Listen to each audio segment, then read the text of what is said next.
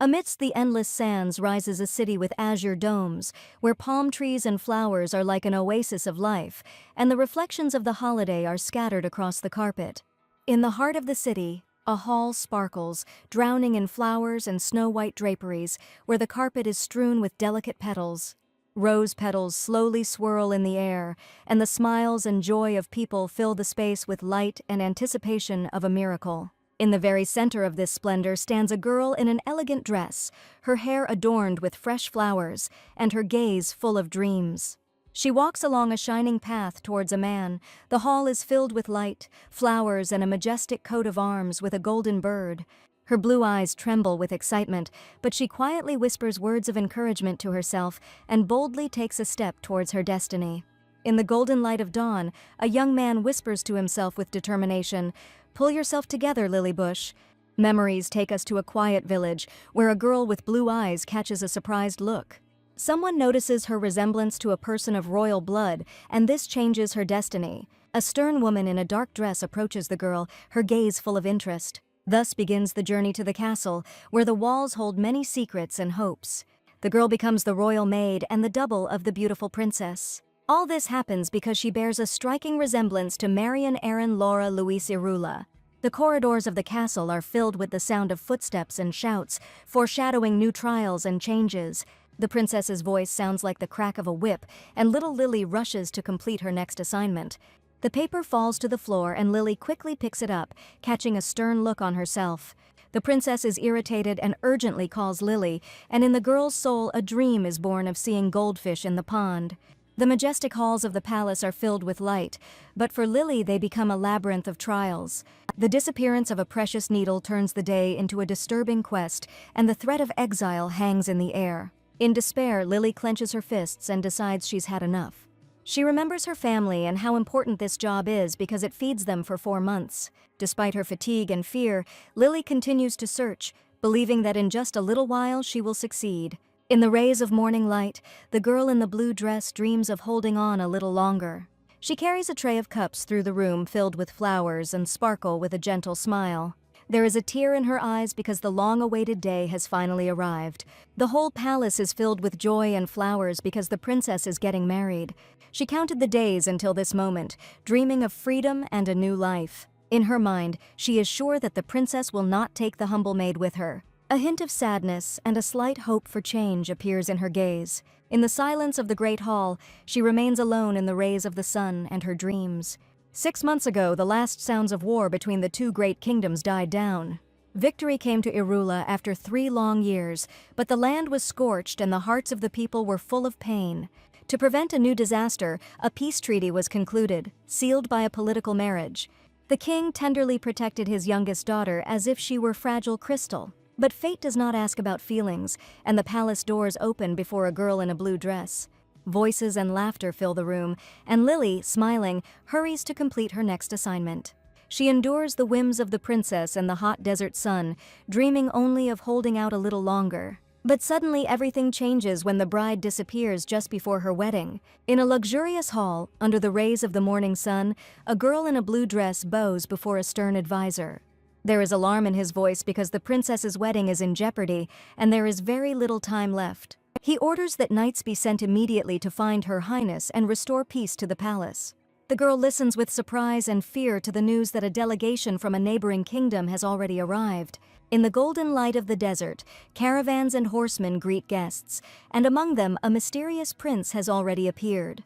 The advisor, in desperation, reports that the ceremony is required to be held immediately in order to fulfill the terms of an important agreement. The girl kneels before the advisor, her eyes reflecting anxiety and confusion. He looks at her intently and reminds her that it was her face that caused her fate, and now everything depends on her. The girl in the blue dress freezes in surprise when she hears that she will have to replace the princess. She falls to her knees in despair and begs him not to do this, but her pleas go unanswered. The advisor angrily reminds her that everything that happened is her fault, and that this marriage is important for the entire kingdom. There is a threat in his voice, because if the worst happens, everyone will lose their heads. The girl remembers with horror what her enemies are capable of and how dangerous this alliance is for everyone. The advisor leans towards her and asks her to pretend to be a princess for at least 1 day in order to save the country. He promises that after the wedding there will be a 2-week reception, and during this time they will find a real bride. In a shining hall, surrounded by flowers and light, a girl in a white dress slowly walks towards her destiny. Lily Bush walks along the path among flowers and light in the shining hall, her heart filled with anxiety and hope. Every step in a luxurious dress seems like a dream to her, and she does not believe that all this is happening in reality. The advisor's gaze is stern, and he reminds Lily not to remove the veil, because the secret must remain undisclosed. She remembers the promise that the real princess will be found and tries to act confident. Lily takes her groom's hand and mentally repeats that everything will be fine and no one will know the truth. The question of eternal love is heard under the vaults of the palace, and Lily, with a trembling voice, answers yes. The moment of exchanging rings arrives, and excitement and anticipation of a miracle are in the air. When the request to seal the marriage with a kiss is heard, Lily freezes, not believing that her life has changed so suddenly. Lily Bush, wearing a luxurious white dress, feels with alarm someone touching her veil. Inside, everything is clenched with excitement, but she tries not to show her feelings and holds her head high.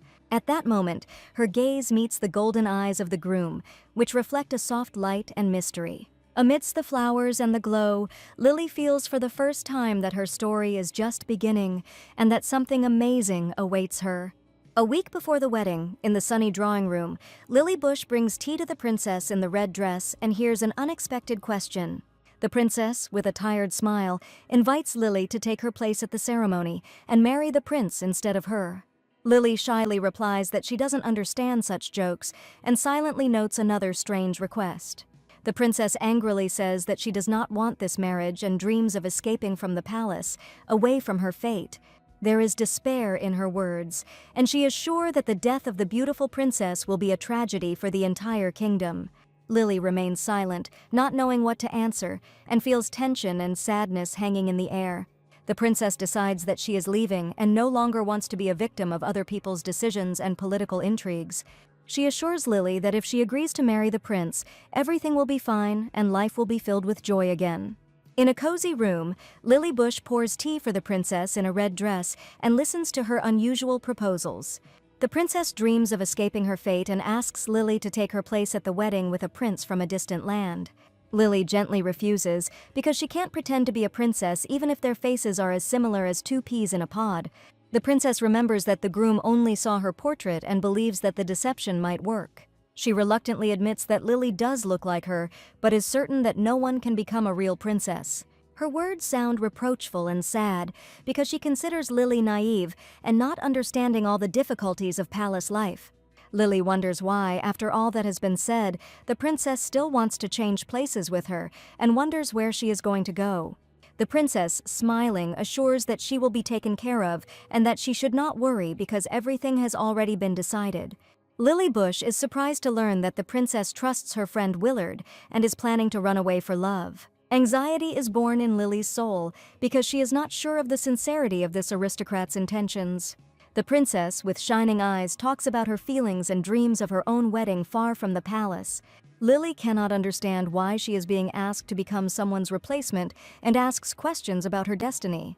The princess easily replies that she doesn't see anything strange in this and doesn't understand Lily's worries. In desperation, Lily tries to explain that she is not ready for such a choice, but her words remain unheard. The princess is confident that Lily will cope with any difficulty because she is smart and will find a way out of any situation. Lily Bush anxiously decides to tell the Prime Minister about what is happening behind the scenes at the palace. In her heart, she feels like a sacrifice made for the sake of the princess's peace of mind. In a hall filled with white roses and soft light, the groom with golden eyes looks forward calmly and confidently. Lily Bush, wearing a white dress and a flower in her hair, stands among the flowers, her gaze full of excitement and timid hope. She catches herself thinking that she is afraid to meet his eyes because her heart is beating too loudly, and everything seems like a dream. Inside, there is an alarming thought that he might understand everything when their eyes meet and the secret is revealed. A voice asks Lily to put the ring on the groom's finger, and she takes the jewelry from the velvet pillow with trembling hands. The heroine carefully takes the ring with 2 fingers and lifts it from the pillow. Lily Bush slowly places the ring on her groom's finger amid white roses and the sparkle of crystal lights. At this moment their eyes meet and an invisible spark of tenderness and excitement is born in the air. The girl lowers her eyes and feels how the decoration becomes a symbol of a new destiny and responsibility. The ring feels heavy, and Lily listens with bated breath to the words about the vow and the kiss. The groom gently touches her face, and their lips meet in a trembling kiss filled with light and hope. A solemn silence fills the hall, and somewhere off to the side, someone bows their head to the new couple. Lily feels her heart fill with timid joy, and for the first time allows herself to dream of happiness. Outside the palace windows, the sun's rays play on the petals of lilies, and a new chapter of her life begins. Lily Bush and the groom stand so close that their lips almost touch. Pink light fills the stage with tenderness. Their feet are next to each other on the ceremony carpet. Each step is taken with excitement and trepidation. Lily listens with a blush as their names are announced, her gaze full of confusion and hope. The host calls out the full names of the bride and groom. Lily squeezes his hand and feels responsible. Against the background of flowers, an inscription appears stating that the marriage is officially concluded. They stand together under the arches of the hall. After the ceremony, Lily sinks into a chair, exhaustion and relief reflected in her posture. An inner voice tells her that it's all over and she's done it, but the anxiety doesn't go away. The heroine notices the guests leaving and understands that a new unknown chapter awaits her. Lily Bush is stunned to hear that the wedding reception is being canceled and guests are planning to leave early. The advisors explain that the delegation must return home before the drought sets in, and that this is an important state issue. Lily panics as she thinks about what will happen to her if everyone leaves, and her anxiety is reflected in her wide-open eyes. The servants discuss the bride's need to hurry with preparations for departure and report that the pursuit squad has not yet found the fugitive. The advisor silently watches what is happening, his face remaining stern and tense. Lily sits alone in a blue dress, her face expressing fatigue and confusion about the future. The servants remind her that she needs to hide her feelings, as a gloomy appearance can arouse suspicion in others. The advisor says there is no other way out and asks Lily to leave this place, promising to deal with the rest of the matters himself. The advisor leads Lily Bush down the corridor and tells her that without this opportunity, a commoner like her would never have become the prince's wife. Lily looks down and hears that she was lucky to get this chance only because of unusual circumstances. Inside, she is outraged, because for her this situation is not the ultimate dream, but a difficult test. The girl stops and mentally repeats that everything that is happening seems unfair and strange to her. The advisor sharply reminds Lily that she should be grateful for her life, since it was she who helped the princess escape. Lily is shocked and cannot believe that she is now destined to become the prince's wife instead of her real bride. The advisor warns that she survived only because she looks like a princess and should not forget this. The girl anxiously thinks about what will happen if the prince finds out the truth after leaving and what awaits her in the future. Lily Bush stands in the shadow of the tent and quietly says that everything that is happening has nothing to do with her, her voice sounding confused. She watches the servant who sets the peg and thinks about the fate of Princess Marion. Anxiety does not leave her. Despair appears inside Lily because she understands that it is simply impossible to change anything now. The advisor looks at her and notes that Lily is smarter than she seems. His gaze becomes attentive and cold. He says that she absorbs everything like a sponge and advises her to think for herself how to behave further. Lily listens to his words and feels a growing determination inside her not to give up despite her fear. She stands on the threshold of the tent in the evening light and for the first time in a long time feels the strength to take a new step. Strength and hope appear in her eyes because now Lily is ready to fight for her destiny no matter what. Lily Bush stands in the semi-darkness of the tent and listens as the advisor demands that she think with her own head and behave with dignity. Her eyes reflect anxiety when he reminds her that she must fulfill her duties every day because she was recognized as a daughter and protected all this time. The advisor, with a cold smile, tells Lily to remain silent as if she were a shadow and should not show any emotion. They walk down the hall, and he says that only the fact of marriage into the royal family is important, and the identity of the bride is not important. The advisor assures that the king is unlikely to ever visit his daughter, who has left for another country, and in the end, everything will resolve itself. Lily realizes with horror that as soon as the real princess is found, she herself will not be spared and will be disposed of without regret. The advisor says with a grin that the knights are sure that it was the maid who ran away, not the princess, and no one will pity the thief. An image of a girl in a red dress, shrouded in a bloody shadow, appears in Lily's mind, and she understands how dangerous her new role is. The advisor, with a cold smile, reports that the investigation revealed that the girl still has family in Irul. He warns that if she wants to protect her loved ones, she will have to watch her every action. The girl lowers her head and feels how fear constrains her movements, but determination is born inside. She suddenly jumps up and runs out of the tent, not allowing the advisor to see her tears. Outside, the sun is bright and the wind is playing with her hair, while servants are bustling around and packing things for departure. Alarming rumors are heard in the crowd, and someone whispers whether they really want to kill Princess Marion. Among people in headscarves, papers and plans are discussed, and the girl clenches her fists and cannot believe what is happening. She looks at the camp and thinks that she has seen a lot of meanness in the palace, but now for the first time she feels all the danger and loneliness. The wind plays with the hem of the dress, and an anxious question appears in the soul, whether there really is enough strength to go this way. A doubt arises in my thoughts whether I should confess my weakness to the Prime Minister or trust the prince and ask him to find Marion. The advisor's stern gaze appears before my eyes, and it becomes clear that no one will agree to such a step. A picture emerges in the imagination of how the prince will not forgive the bride's escape, and retribution will follow for betrayal. The heart is squeezed with fear because it seems that the only outcome is death in a foreign country. In desperation, the thought of escape appears. Maybe it's worth trying to hide in the endless desert. The sun's rays glide along the walls of the tent, and the girl looks into the distance, not daring to take the first step. A quiet voice sounds inside, "This is impossible," and a shadow of fatigue and loneliness appears on the face. Against the backdrop of golden sands, a girl in a blue dress walks through the desert and hears someone calling her princess. She stops and turns to the voice that respectfully calls her Your Highness. At that moment, it dawns on her that she must now play the role of a princess, and a slight smile appears on her face. The bright sun blinds her eyes, and the girl covers her forehead with her hand, trying to see who is in front of her. A man in a white robe approaches her and asks if he can call her princess. Their eyes meet, and he again addresses her with respect, and she shyly replies that any form of address will do. The man notices that her voice is trembling and asks with concern if everything is okay with her. The girl lowers her head and feels anxiety rising in her chest, but at that moment she truly becomes part of a new destiny. Among the green leaves and white flowers, a man in a white robe notices that the girl looks very pale and asks if she is feeling unwell. She looks up and thinks that the Prince of the South does not at all resemble the hot-tempered barbarian that he was described in rumors. An inner voice tells her that if Marion had known about his gentleness, she might not have decided to escape. The man with a warm smile asks you not to worry and promises to do everything to make the trip as comfortable as possible. The girl replies that everything is fine with her, but in her heart she doesn't know how to properly address him. He softly calls her Your Highness, but immediately admits that he would prefer it if she called him by his name.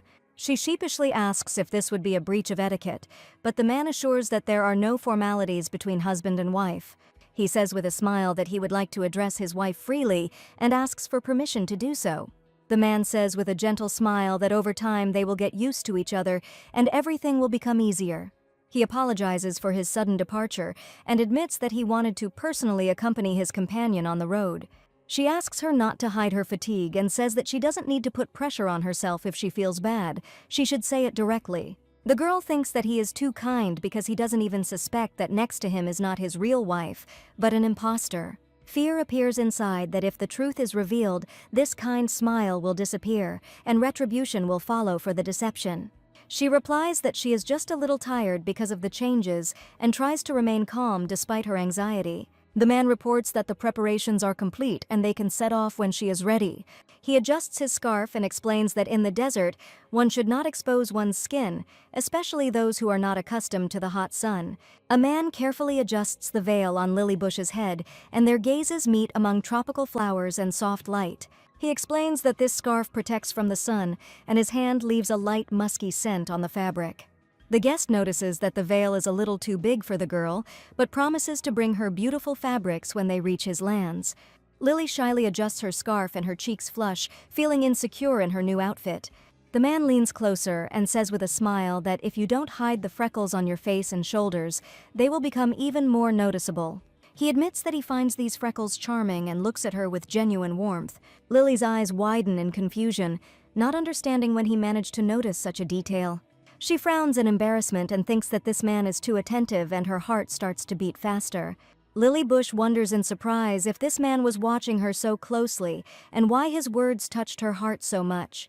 She notices that he seems gentle, but there is something alarming and unpredictable in his gaze. The girl understands that she must be careful not to reveal her secret and not give herself away to him.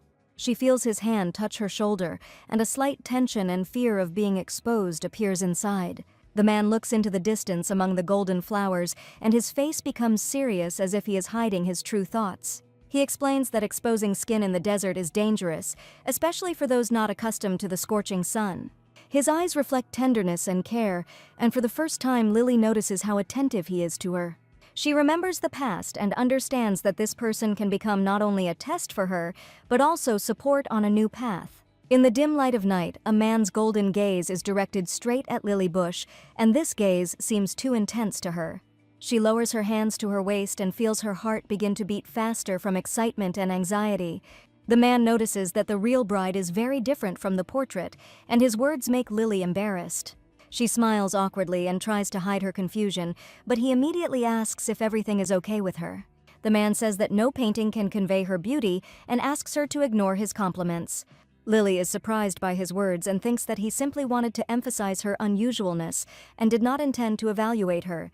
The man apologizes if he offended her, and Lily is mentally amazed at his ability to say such sweet phrases. At this moment, a servant approaches them and asks to spare a minute for an important conversation in the open air of the city. Lily Bush covers her mouth with her hands and looks at the man in white with fear when he asks if something is wrong. She remembers that just a few hours ago they were strangers, but now after the ceremony they have become husband and wife. The girl walks next to her new husband along the sun-drenched path and wonders how he can behave so naturally. Anxiety appears inside, because it seems that this person has hidden motives and she cannot trust him. Lily wonders if she is the only one who has suspicions, since she really does have something to hide. The man looks at her with a soft smile, while white roses bloom around and the sky seems endlessly blue. She hides her face in a veil and feels her heart beating faster and faster from excitement and uncertainty. Caesar apologizes and promises to return soon, and Lily is left alone under the shade of the palm trees in the golden sun of the desert. Sunlight plays outside the castle windows, and the towers rise into the sky as if guarding the peace of the palace. In the courtyard, girls are washing clothes, and one of them says that men in Aslan keep harems and gather women around them. Lily Bush asks in surprise what a harem is and listens as they explain to her that it is a house for all of a man's mistresses. A luxurious hall appears in the imagination where noble people can have 2 or 3 wives and many concubines. The servants whisper that in Irul having a mistress is a disgrace, but in Aslan it is a common thing and all the women live together.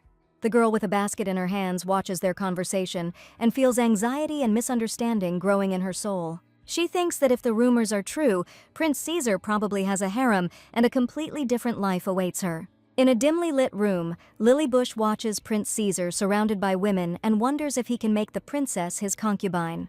The thought comes to mind that if he has many wives, this could become her salvation and a chance for freedom. She hopes that if she doesn't receive much attention, she will be able to disappear unnoticed, and no one will notice her disappearance. She imagines a night escape under the stars and believes that one day she will find a way to escape from the palace. Lily is even ready to pretend to be sick or dead in order to remain unrecognized and disappear forever. A light of hope appears in her soul and she clenches her fist, deciding not to give up no matter what. In the bright desert sun, Lily looks anxiously into the distance and waits for the prince to return so she can figure out what to do next. She closes her eyes from the light and thinks that he promised to return soon, but time drags on endlessly. Lily Bush stands in the shadow of the wall and watches as the servants rush about their business, oblivious to her presence. She gets bored under the hot sun and decides to look around to at least get some relief. The girl walks slowly across the courtyard and notices that no one pays attention to her, even when she passes by the guards. Lily is surprised how easy it is to get lost among busy people and thinks that with such security, escaping won't be difficult. She wrinkles her nose angrily and remembers how Princess Marian managed to slip out of the palace without much effort. At this moment, her attention is drawn to the horse and she comes closer to examine the animal more closely. There is a guy in a green cloak standing next to the horse, and Lily recognizes him as her old friend Jeffrey. The guy looks at her in surprise and quietly says her name, and the feeling of an unexpected meeting hangs in the air. He immediately recognizes Lily Bush despite her veil, and surprise is reflected on his face. She looks at her friend with embarrassment and feels excitement rising in her chest from the unexpected meeting. Jeffrey is silent for a few seconds and his eyes look worried as if he doesn't believe his feelings. Lily suddenly felt tears welling up in her eyes, although she didn't think she missed him so much. The memory of the royal palace where Jeffrey became her first real friend after moving in comes to mind. She remembers how the boy with a serious face cleaned the heavy armor and was always ready to help. Lily smiles and says that he is very similar to her younger brother, and this brings them even closer together. At this moment, a warm and sincere connection arises between them that fills the heart with hope and light. Lily Bush remembers how Jeffrey was almost like a little brother to her and always smiled genuinely at her. 3 years ago, when the war with Aslan began, Jeffrey unexpectedly proposed to her to become his wife. She did not immediately understand the meaning of his words and looked at her friend in confusion, not knowing what to answer. Lily asks if he really wants to volunteer for the war, since only married men are accepted there. Jeffrey sheepishly replies that that is not the case and admits that he chose her because he loves her with all his heart. The girl lowers her gaze and quietly asks him for forgiveness, not finding the strength to reciprocate. From that moment on, an invisible wall grows between them and their friendship becomes different. Lily looks at Jeffrey through tears and cannot find the words to explain her feelings. Jeffrey bows his head sadly and formally asks for forgiveness, calling Lily Bush Your Highness. She is confused and thinks that his coldness is probably connected with her new clothes and her role as a princess. Lily watches her friend care for the horse and realizes that he will be the one who truly mourns its disappearance. The girl lowers her gaze and feels an invisible wall growing between them that cannot be broken down by words. At that moment, Lily suddenly feels like their chance meeting in the desert is a sign of fate and hope for change. Prince Caesar walks down a sunlit street, his golden eyes carefully scanning the courtyard, and he notices something unusual ahead. He stops and turns towards the sound, his gaze filled with anxiety and anticipation of change. The next moment, the prince's face lights up with surprise. He feels that something important for everyone is about to happen. Lily Bush asks Jeffrey to prepare the horse and side saddle because she is not as confident in the saddle as Marion. Jeffrey helps Lily, and together they approach the horses, their figures appearing particularly fragile and vulnerable against the deserted landscape. At this moment, someone decides that Jeffrey should go with Lily instead of the prince, and a new thread of fate arises between the heroes. Lily Bush stands next to Jeffrey and the horses, her gaze wary, hiding her anxiety behind a calm posture. Jeffrey, surprised, asks Lily what these clothes are and immediately reports that Mrs. Marion ran away with Willard Buchanan. The girl is shocked by the news and cannot believe that all this is actually happening. Her heart is squeezed with excitement. Jeffrey guesses that the morning search order is related to the escape and asks if Lily has taken Marion's place. He is outraged and does not understand who could have come up with such a crazy plan. His voice is full of anxiety and anger. Lily calmly replies that now is not the time for arguments, since the search party believes that she is the one who escaped and is in danger. Jeffrey grips the reins and promises to help Her Highness despite all the risks and fears. Lily asks that if he returns to Arula to visit her family and just make sure that everything is okay with them, this is her last request. Lily Bush jerks back as the horse shakes its head in fear, and Jeffrey tries to calm it down. The girl notices how the servants turn around at the noise and looks with alarm at their surprised faces. Jeffrey quietly admits that after this mission, he wanted to propose to Lily again, and his voice trembles with excitement. She is shocked by his words, but he firmly says that he will not allow her to think about death and will always come to her aid. Lily hears her friend asking her to just stay alive, and at that moment someone else approaches them. Against a background of white flowers, Prince Caesar appears, holding the reins of a black horse, his gaze full of determination. Lily is surprised that the prince is nearby and cannot understand why he came now. Caesar confidently approaches Lily and Jeffrey, and their meeting under the scorching sun becomes the beginning of a new chapter in their story. But he reminds Lily Bush with a serious expression that he asked her to stay put until he returned. His golden eyes soften, and he says that from now on she cannot walk alone in the palace or camp. Lily answers with embarrassment and uncertainty, not knowing how to explain her behavior in front of the prince. Caesar comes closer and looks closely at Jeffrey, trying to figure out who this young knight is next to Lily. Jeffrey introduces himself as a junior knight of Arula Castle and senses the tension in the air. The prince asks if he was the one who prepared the saddle for the princess and notices that the horse looks agitated. Jeffrey guiltily admits that he tightened his belts too tightly and apologizes for his mistake. Lily watches their conversation and feels an invisible rivalry arise between the two men. Jeffrey, with a cold face, says that he doesn't trust himself and is going to prepare another horse for Lily Bush. Prince Caesar calmly orders the return of the horse that Jeffrey has already brought, and his voice sounds adamant. Lily watches their conversation silently and feels how the tension between the men becomes almost tangible. Jeffrey lowers his head and reluctantly agrees to the order, his figure seeming especially lonely against the light. Lily looks at her friend with concern and does not understand why he apologized so much and did not let her say a word. Stubbornness and resentment appear in Jeffrey's eyes. He holds back his emotions so as not to show his weakness. It's as if an invisible wall has grown between Lily and Jeffrey, and now she stands next to the prince, while her friend remains on the sidelines.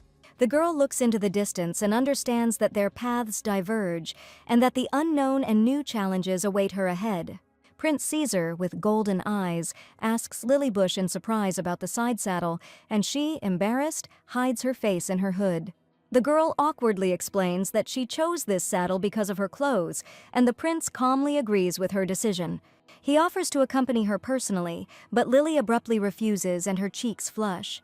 The prince looks at her carefully and gives the order to prepare a horse for the princess. The servant immediately nods in response. There is an awkward pause between them, and Lily feels insecure around this man. The prince asks if Jeffrey is her personal knight, as they seem very close. Lily hesitates and doesn't know what to say, but the prince calls her by name and waits for confirmation. The girl looks at Caesar in confusion and understands that now she will have to be more careful than ever. Lily Bush is frightened that her secret has been revealed too quickly and cannot hide the worry in her eyes. Prince Caesar calmly explains that he simply heard her friend call her by name and does not see anything strange in it. The girl rushes to justify herself and says that this is just a childhood nickname that has stayed with her since her youth. She asks not to worry about it and is mentally surprised at how easily the prince accepted her explanation. Caesar notices that there is still a special closeness between her and Jeffrey, and his voice becomes softer. He admits that there are no knights in Aslan, and it is difficult for him to understand their customs, but he heard that the knights of Irula are very devoted to their ladies. The prince asks if Jeffrey is her lover, and Lily vehemently denies it, crossing her arms. A determination appears in her eyes, and she looks forward firmly, realizing that she must defend her honor from the prince's attacks. Caesar stands in silence, his golden eyes looking thoughtfully into the distance, and there is a slight tension in the air. He says softly that he doesn't blame Lily Bush for anything, and his voice sounds sincere and calm. The prince admits that he was simply surprised at how easily the knight could communicate with her, and this attracted his attention. Lily looks down in embarrassment and thinks that she reacted too sharply to his questions. Caesar thinks about her nickname, and Lily feels like she looks even more suspicious now. The prince asks with a smile if he can also call her by her childhood nickname, and Lily is at a loss as to what to answer. The girl mentally repeats his question and cannot believe that he wants to be closer to her than others. At this moment, the stern gaze of the advisor appears in the shadows around the corner, and the atmosphere becomes more uneasy. Caesar asks Lily Bush with a warm smile if he can call her by her childhood nickname, and his voice sounds especially soft. The girl is lost in her thoughts because any answer seems dangerous, and she doesn't know what to do. Lily hesitantly agrees and feels a new thread of trust and embarrassment emerge between them. The prince says that they both need time to get used to each other and calls her Lily for the first time. The girl walks next to him and thinks that despite all the changes, her real name is returning to her. The cortege moves slowly along the golden sands of the desert, and the sun's rays play on the fabrics and faces of the riders. Lily looks forward to the suffering of what awaits her in the future. Looking at the endless desert, the question of what awaits her next under this sky sounds in her thoughts. She quickly realizes that the road is turning out to be much more difficult than she imagined, and fatigue is reflected on her face. The girl is riding a horse and feels insecure next to the strong and calm horse. Prince Caesar confidently leads his horse. His movements are light and familiar. He seems to merge with the road. Lily notices how the prince holds a compass in his hand and understands that he is used to relying only on himself on the road. She watches him and thinks that he looks busy and completely focused on the road. The prince explains that in the desert the path changes with every wind, and the role of the guide becomes the most important for everyone. Lily feels how the sun and sand make her stronger, and for the first time in a long time, a timid belief in her own strength appears. In a tight guise, Caesar with golden eyes explains that, according to legend, such people can see the secret paths of the desert. He admits that he doesn't blindly believe in fairy tales, but he has a keen intuition, and Lily Bush can trust him. The girl with a slight smile replies that she believes him, and feels how trust is growing between them. Lily notices that despite his royal upbringing, the prince behaves confidently, as if he is accustomed to harsh roads. She compares herself to him and feels awkward and inexperienced compared to his calmness. Caesar says that they have almost reached today's point, and tomorrow a palanquin will be prepared for her to make the journey easier. Lily anxiously asks if they will have to make the same long journey again tomorrow, and hears that the prince's lands are still far ahead. She thinks she would like to escape at the first opportunity, but with each passing day, it seems more and more impossible. A bleached skull lies on the hot desert sand, and Lily Bush thinks with alarm about how dangerous this path is for outsiders. In the distance, Aslan's camp stretches out, where white tents shine in the rays of the sunset, and the air is filled with heat and dust. Prince Caesar helps Lily get off her horse. His hand holds her tightly and there is concern in his voice. He asks her to be patient until she reaches Elkimar's domain. The girl steps uncertainly on the ground and her dress touches the sand. She almost stumbles and screams in surprise. The prince catches her and hugs her tightly, his golden eyes full of excitement, and Lily freezes in his arms. She feels her cheeks flush and cannot take her eyes off the prince's face. Her heart beats faster and faster. Caesar points to the tent with a slight smile and says that rest awaits them ahead. His voice sounds soft and confident. Lily walks beside him and for the first time in a long time feels safe despite the foreign country and the dangers of the desert. The man carefully holds the tent flap, his hand strong and calm in the rays of the sunset. Lily Bush enters the spacious chambers filled with light and flowers. Her heart skips a beat with excitement. She notices that she is left without her ladies-in-waiting, and for the first time feels truly lonely in a foreign country. The prince admits with a smile that he himself did not expect such a rush and did not take a single assistant because he was getting married for the first time. Lily smiles shyly and doesn't know how to react to his frankness.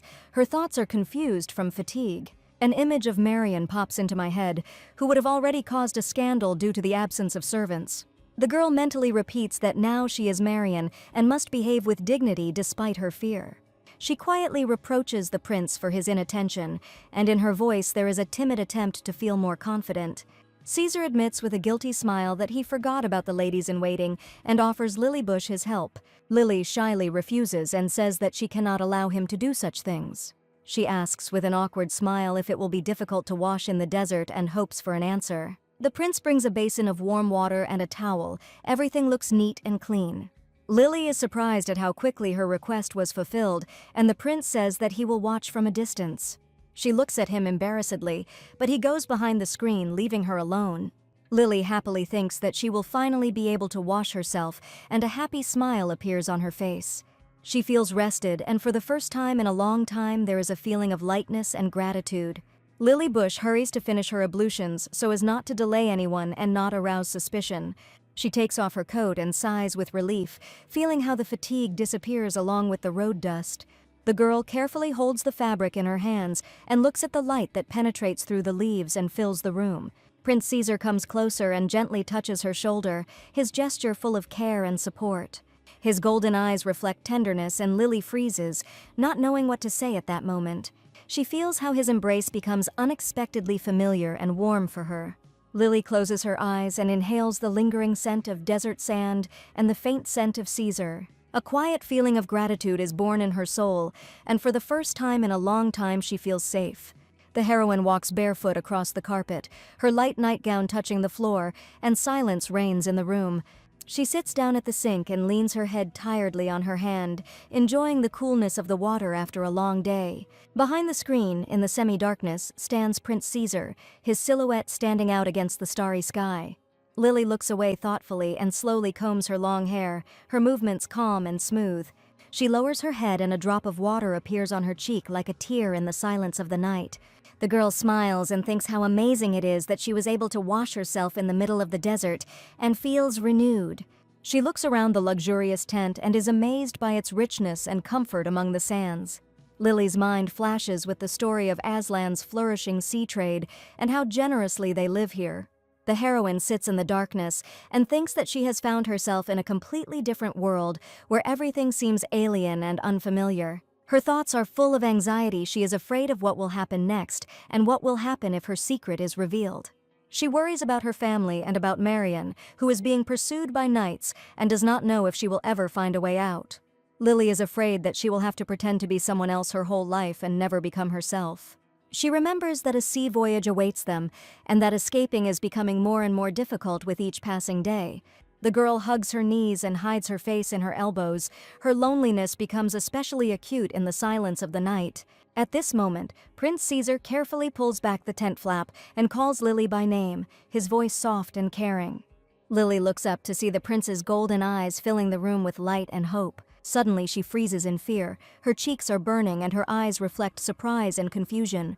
She wonders if anyone heard her crying and tries to hide her emotions under a mask of calm.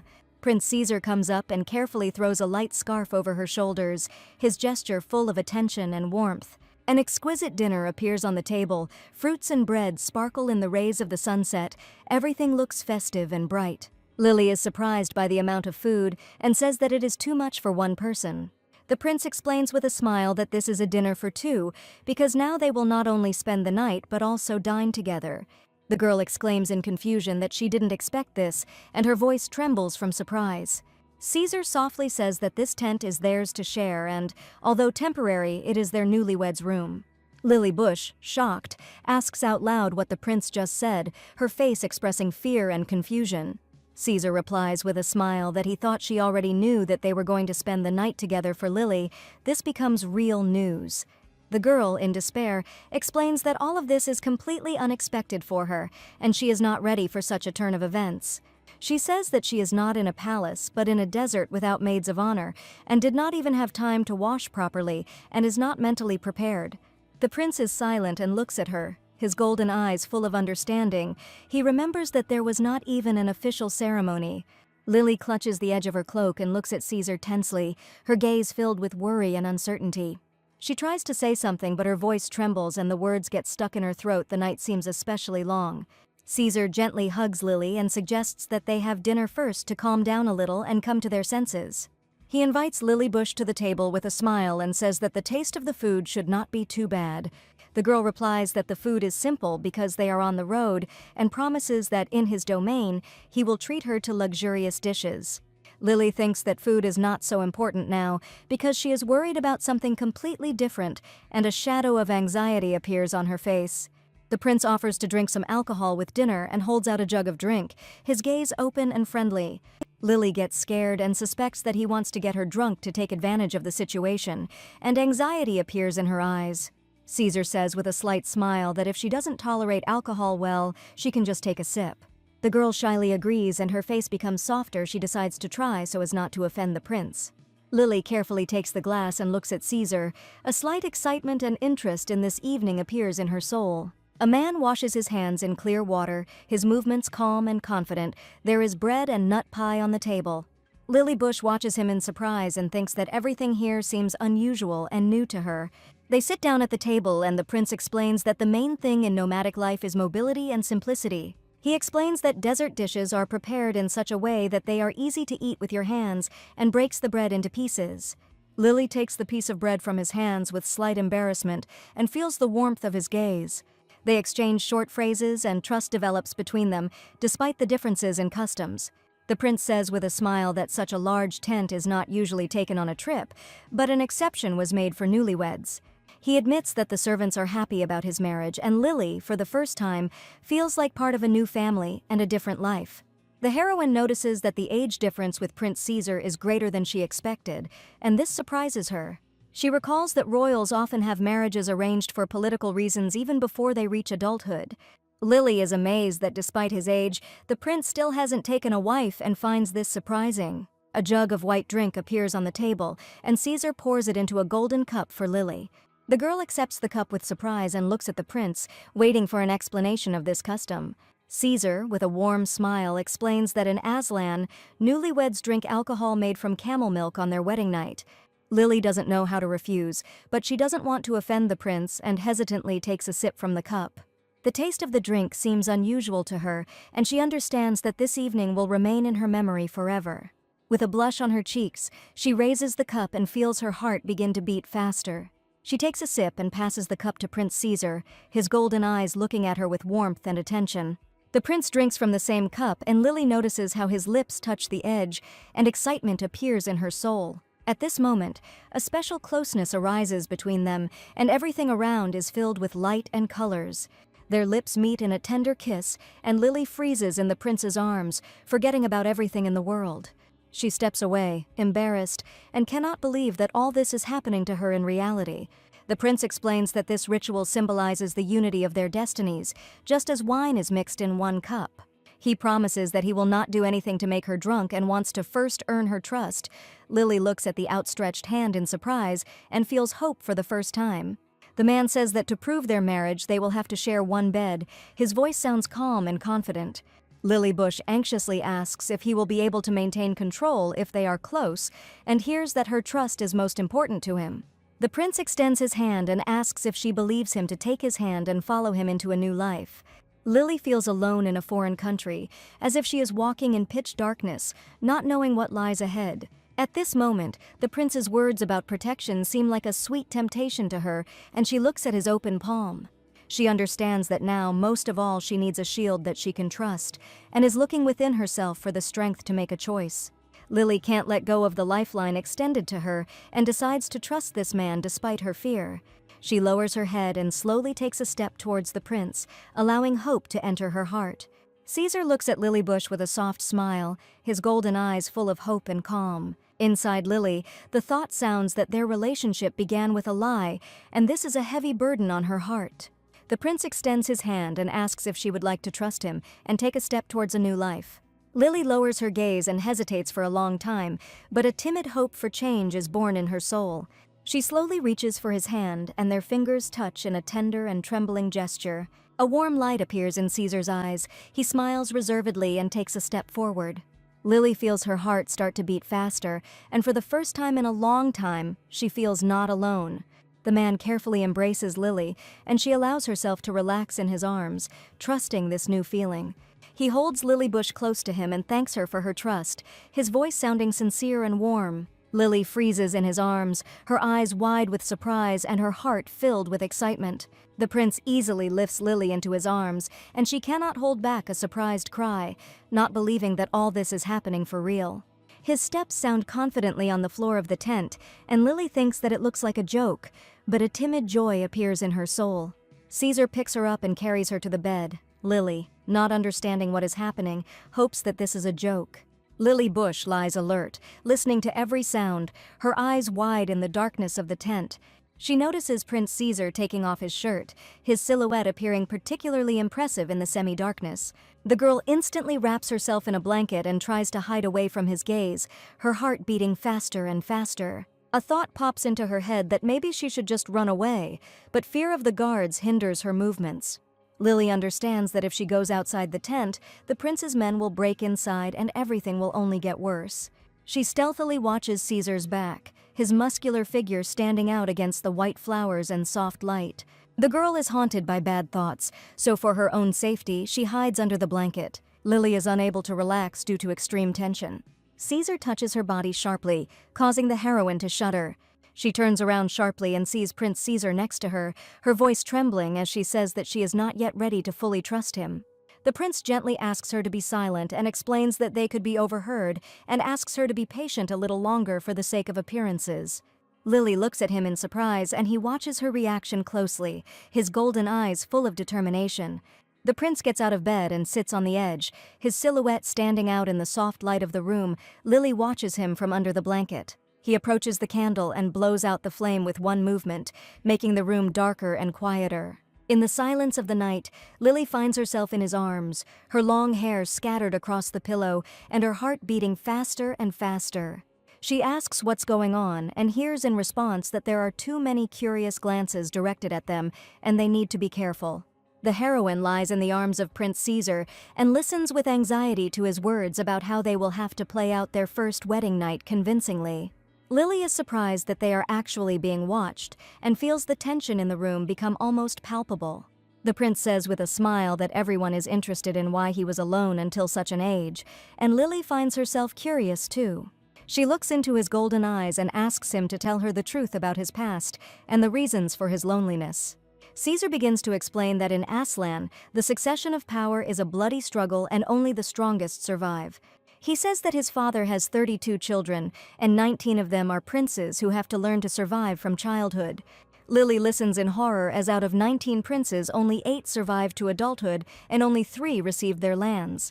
But he understands that behind the prince's external strength and calm lies a difficult past and a struggle for life. Caesar tells Lily that of the 3 heirs, only one is his sister and not a prince, and his low voice reassures her. Lily is surprised to think that women can also inherit the throne and asks about the rules of succession. She learns that 50 years have passed since a woman sat on the throne, and now this is a rarity for Aslan. The prince explains that all heirs live under constant surveillance and cannot feel safe. He admits that he never wanted to fight for the throne, but a healthy prince always remains a threat to the heir. Therefore, Caesar could not afford to start a family, and Lily understands why he did not have a wife. The girl, confused, asks why he married her then, and the prince admits that he should not have been her husband. He explains that his father announced that whoever arrives first and conducts the wedding will receive the right to take the princess as his wife. The heroine clutches the sheet and thinks in anger that the Prime Minister of Italy also knew about the political intrigue. Her face is distorted with indignation. She stands in her nightgown and looks anxiously at Prince Caesar's hand extended to her, not knowing what to expect next. The prince gently pulls Lily back into bed and she allows him to cover her with the blanket, her face dissatisfied. Lily hears him explain that his father promised the princess's hand to whoever was the first to hold the wedding, and now she is his wife. The girl clutches the hem of her dress and understands that this marriage gives the prince control over the sea routes and fertile lands of the south.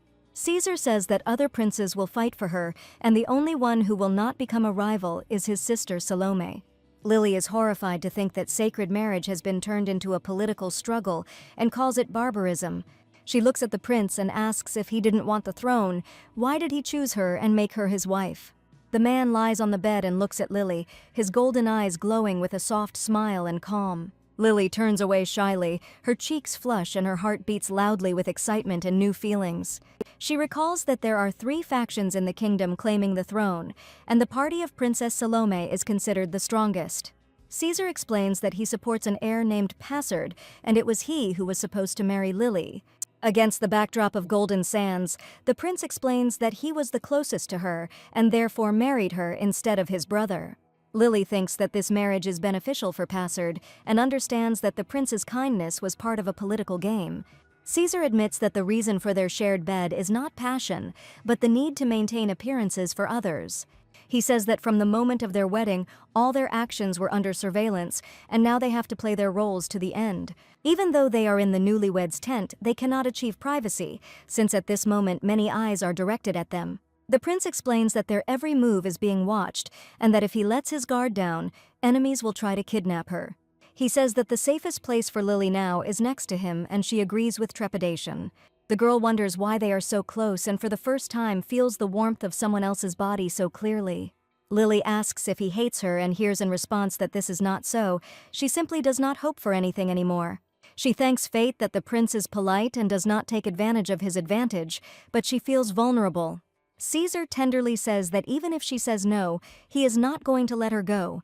At this moment, Lily allows herself to believe for the first time that she can be safe next to this man. She lies in the darkness and hears Caesar quietly admit that he liked her. Her heart stops in surprise.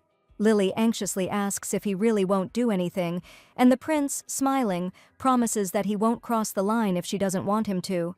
The next second he laughs and hugs Lily, saying that it was just a joke and that she shouldn't be afraid of his intentions. The prince swears on his honor that he will not make the first move and will keep his promise if she does not take the initiative. Lily shyly asks for permission to make a proposal, and the prince asks with interest what she means. She explains that she wants their wedding night to be peaceful, and for him to simply help her fall asleep. The prince agrees and says that he will be happy to help her feel safe and sleep peacefully next to him. Outside the window, the night camp is plunged into silence, and Lily feels lightness and peace for the first time in a long time. The night silence of the camp is filled with starlight, and light voices fill the air with anticipation and anxiety. Caesar leans towards Lily with a warm smile, his golden eyes shining in the semi-darkness of the tent. The heroine freezes with excitement. Her cheeks are burning and her breathing becomes intermittent. She cannot hide her embarrassment. Her hand clutches the sheet, and at that moment she feels tension and timidity filling her heart. She exclaims, "Your Highness," her voice trembling with surprise and confusion. The prince gives Lily a massage with a slight smile, his movements confident and caring. He tries to relieve her tension. The girl explains that in Irul it is not customary to address the prince by name, and asks him to be careful with her feelings. Caesar promises to be more gentle and says that Aslan has no strict rules while they are together, and Lily allows herself to relax and trust him for the first time. And also, with a smile, Lily says that she can call him whatever she wants, even an idiot. If it's easier for her, his golden eyes shine with kindness. The girl looks at the prince in surprise and cannot believe that he treats her so lightly and asks to be called by his name. She turns away in embarrassment but hears him softly repeat Lily, and there is tenderness in his voice. The heroine lies on the bed and feels the prince's strong hands giving her a massage. He asks her to call him by name, and with difficulty she decides and whispers Caesar, her voice trembling with excitement and embarrassment. The prince smiles and says that he doesn't hear her, asks her to repeat it louder, and encourages her with his tone. Lily cries out his name in despair, and the prince happily says that from now on she should call him only that way. He lies down next to her and whispers that she did well. Lily freezes in surprise and for the first time feels closer to him. The girl shudders when Prince Caesar's strong hands begin to massage her back and legs, and she is surprised by his skill. She asks where he got such skills, and hears that it is a point pressure technique that is taught to all desert warriors. The prince explains that after training or a fight, you need to relax your muscles to avoid problems the next day. He notices that her back and hips are very tense and gently kneads them with his strong palms. Lily complains that it hurts, but immediately admits that in some places the sensations are very pleasant and relaxing. The prince carefully watches her reaction and massages her more carefully so as not to cause unnecessary pain. He says that this is enough, and Lily sits up on the bed with relief, her face glowing with gratitude. The prince says with a smile that he is happy to help, because giving his wife a massage is his special privilege. In the dim light of the tent, Lily Bush's blue eyes reflect anxiety and a multitude of unspoken questions. Inside, she hears a reproach for why she is so excited, but nearby she hears the calm voice of Prince Caesar, assuring her that their performance will be enough to deceive the spies. His smile and light irony lighten the atmosphere. He notes that her reaction was very convincing, and now he can relax a little. Embarrassment colors the girl's cheeks. She asks to stop teasing her, but a slight relief appears in her soul.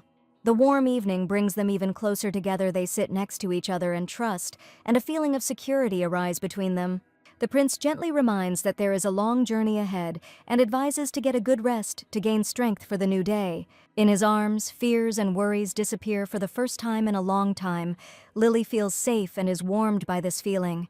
In the silence of the night, she decides to ask why he is so frank and catches herself thinking that she is beginning to believe in his sincerity. A warm hand rests on your hair, and in the silence of the night you hear the question, did it all really start with someone simply taking your hand? Doubt arises inside. Is this really enough to trust another person and allow yourself to be close? Moonlight glides across faces and the question hangs in the air, can one reason be the only one, and is that not enough to begin with? The look of golden eyes becomes especially soft when Lily's name is heard, and at that moment everything around freezes. My heart tells me that they met only recently and still know so little about each other, but a lot has already changed. In the embrace of the night, there is a feeling that there are still many discoveries ahead, and trust will grow with each day. The courage to take the first step becomes the main bridge between two destinies, and now every gesture is filled with meaning. There is no need to rush, because time and patience will allow you to truly get to know each other and give you hope for a new life. In the semi-darkness of the tent, a quiet voice of confidence and tenderness sounds. He promises that everything will work out for them and carefully touches Lily Bush's hair. His words become a lullaby for her under the starry sky. Worries dissolve and long-awaited peace comes. In the silence of the night, a promise is heard to do everything possible to no longer see her tears and to make her fears a thing of the past. A light kiss on the forehead becomes a sign of care and support, and the night envelops them in the soft light of the moon. Time seems to stand still and a peaceful night arrives, filled with warm breath and a feeling of security. Outside the window, a new day begins. The caravan moves slowly through the desert, and the road goes into the distance through the sands and stars. The path becomes familiar, and every morning Lily meets her in the arms of the prince, and a timid joy appears in her heart. It's been 2 weeks since they left Irula's camp, and now waking up in his arms feels like the beginning of a new life. The morning light falls softly on Prince Caesar's face. He still keeps his promise and does not cross the boundaries of trust. Lily Bush, lying on the pillow next to him, understands that their closeness is now dictated not only by feelings, but also by the need for safety. Thoughts about whether it is really necessary to be so close haunt her, but she does not dare to distance herself. The girl carefully frees herself from his embrace and touches the cool floor with her bare feet. The thin fabric of the dress slides over Lily's skin. She throws a blue scarf over her shoulders and slowly moves away from the bed. The prince remains half asleep, his hand still reaching out to her, but she is already standing to the side and watching him. At this moment, a slight sadness and gratitude for patience and respect for her boundaries appears in the soul. A new day begins with silence and light, and ahead of them lies another step towards trust and understanding of each other. Lily walked over to the bed to straighten the blanket. Lily Bush, wearing a blue headscarf, stands at the head of the bed and is surprised to notice that he is not moving at all, like a child in deep sleep. Her thoughts take her back to the past, where nights were restless and Marion often woke her up to make sure everything was okay. The dark background gives way to anxiety for relatives, and for those who remained in Irul, a quiet prayer for the safety of family and friends sounds in the soul. The silence of the morning fills the room. Lily sits on the edge of the bed and yawns tiredly, feeling how tired she still is after the long journey. Suddenly, a strong hand reaches out to her and she turns around in surprise, her hair fluttering in the sunbeam. The next moment, she finds herself in the prince's tight embrace, his warmth and strength filling her with unexpected joy and embarrassment. The heart begins to beat faster and a blush appears on Lily's cheeks. The morning begins with soft light and warm embraces in which Lily Bush unexpectedly finds herself waking up next to Prince Caesar. Her heart starts beating faster when she notices how tightly he holds her even in her sleep and does not let go for a moment. A glance slides over his calm face, and a feeling of surprise appears in the soul as to how one can be so strong even in a dream. The girl carefully tries to free herself from his embrace and feels his hand tightly squeezing her palm. Her thoughts are confused between embarrassment and admiration, but finally she manages to get out and she breathes a sigh of relief. A ray of sunshine breaks through the tent canopy and calls for a new day. Lily decides that she can go outside for a while. Bare feet step on the cool floor, and each step is filled with slight anxiety and anticipation. While the prince sleeps, she's going to check what's going on outside, because that's the only way to feel freer, even for a moment.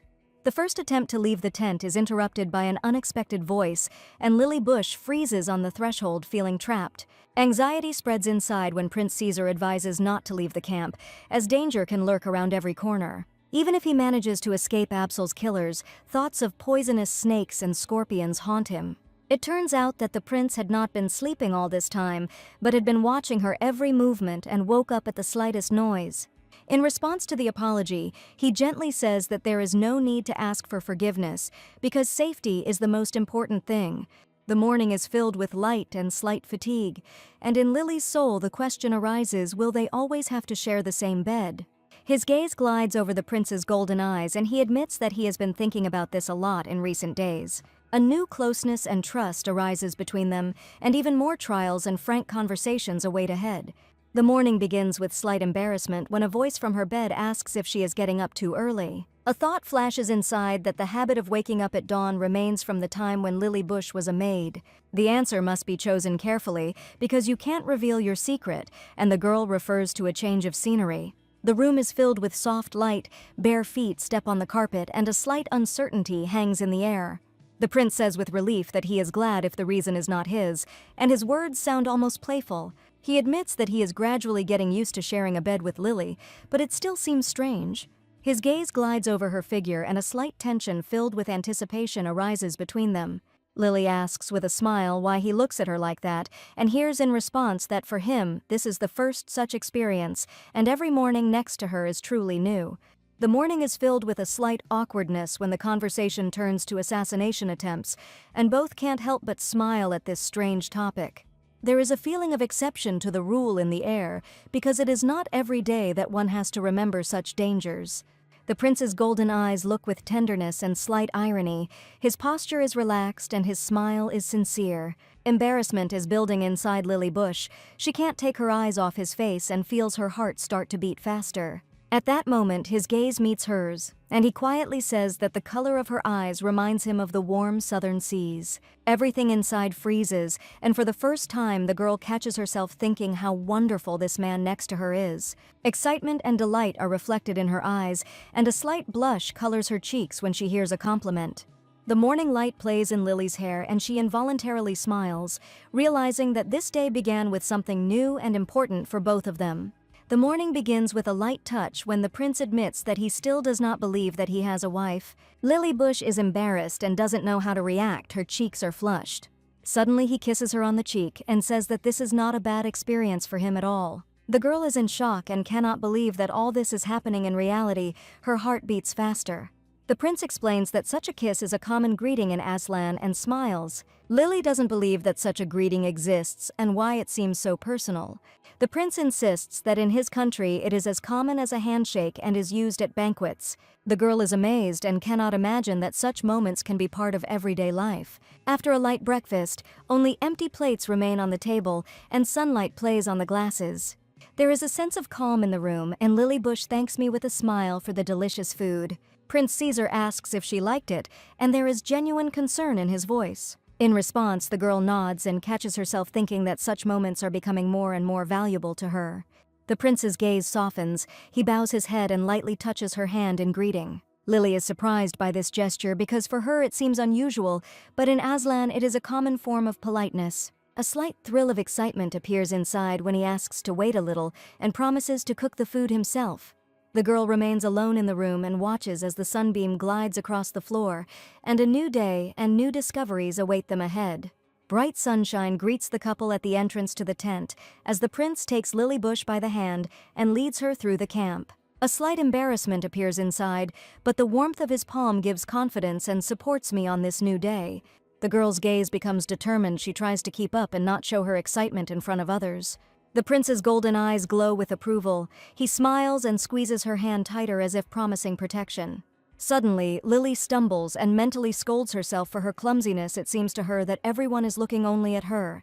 A blush is hidden under her scarf, and in her soul she wonders why she feels so awkward right now. Irritation is growing inside, because every step is difficult and it seems like the scarf is about to fall off my head.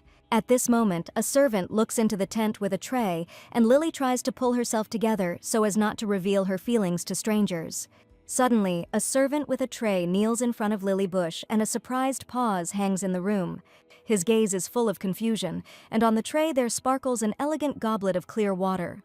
The girl is confused and does not immediately understand what is expected of her, but still responds with an uncertain gesture. A thought appears inside that I need to ask for help with the veil, because I can't cope on my own. She sheepishly admits that she tried to wrap the fabric herself, but nothing worked and asks for help. The servant takes up the task with a smile, and in a minute carefully places the veil on her shoulders. Lily is surprised at how easy everything turned out and thinks about how to thank this person for his care. The prince's words about local customs come to mind, and for the first time the girl feels like part of a new world. A small smile appears on Lily Bush's face as she thanks the servant for helping her with her veil and feels a little more confident. A soft light fills the room, and the servant nods respectfully and steps aside, leaving the girl alone with her thoughts. Inside, there's a sense of wonder why, in this country, even simple gratitude can be so embarrassing and personal. Prince Caesar appears in the doorway. His gaze becomes attentive, and a silent question hangs in the air. At this moment, Lily feels for the first time that each new day here brings not only confusion, but also new discoveries about herself. A stern voice is heard in the room, and the servant with his head bowed leaves, leaving Lily Bush and Prince Caesar alone. Anxiety rises inside her when the prince asks why she allowed a strange man to come so close even for a trifle. A slight embarrassment is reflected in Lily's eyes. She explains that she simply couldn't cope with the veil and asked for help. In response, one hears a reproach after all. One cannot be so trusting of strangers and forget about one's own safety. A feeling of awkwardness arises in Lily's soul. She lowers her gaze and understands that in the new world, even a simple request can be perceived as carelessness. The prince looks at her with slight disappointment and reminds her that she shouldn't behave so intimately with strangers. The girl tries to justify herself, but the words get stuck in her throat and she feels especially vulnerable under his gaze. A tense silence fills the room, and Lily realizes for the first time how different their ideas about trust and caution are. Lily Bush justifies herself by saying that she simply wanted to express gratitude as is customary in Aslan, and recalls the words about the kiss. Everything is confused inside. She doesn't understand why her gesture caused such a storm of emotions, and why her heart is beating so loudly. The prince looks at her seriously, and with slight jealousy, his golden eyes follow her every movement. The girl notices for the first time that she usually doesn't react so sharply, but now everything seems especially important. Resentment rises inside her because the person who was always kind suddenly becomes frighteningly strict, and she cannot hold back her tears. The incident with Jeffrey and the saddle comes to mind, and Lily wonders if the prince still remembers that episode. Caesar's voice sounds reproachful. He asks if the servant also helped her get dressed, and the girl is at a loss with embarrassment. She hastens to assure him that she can now manage on her own, and for the first time catches the prince's soft gaze, which seems to forgive her carelessness. Prince Caesar carefully hugs Lily Bush and admits that he was too nervous, asking her to understand his feelings. There is an apology in his voice as he softly says that he is sorry, and asks Lily to be more careful in the future. Their hands intertwine, and the prince warns her that from now on she needs to be more careful about her actions.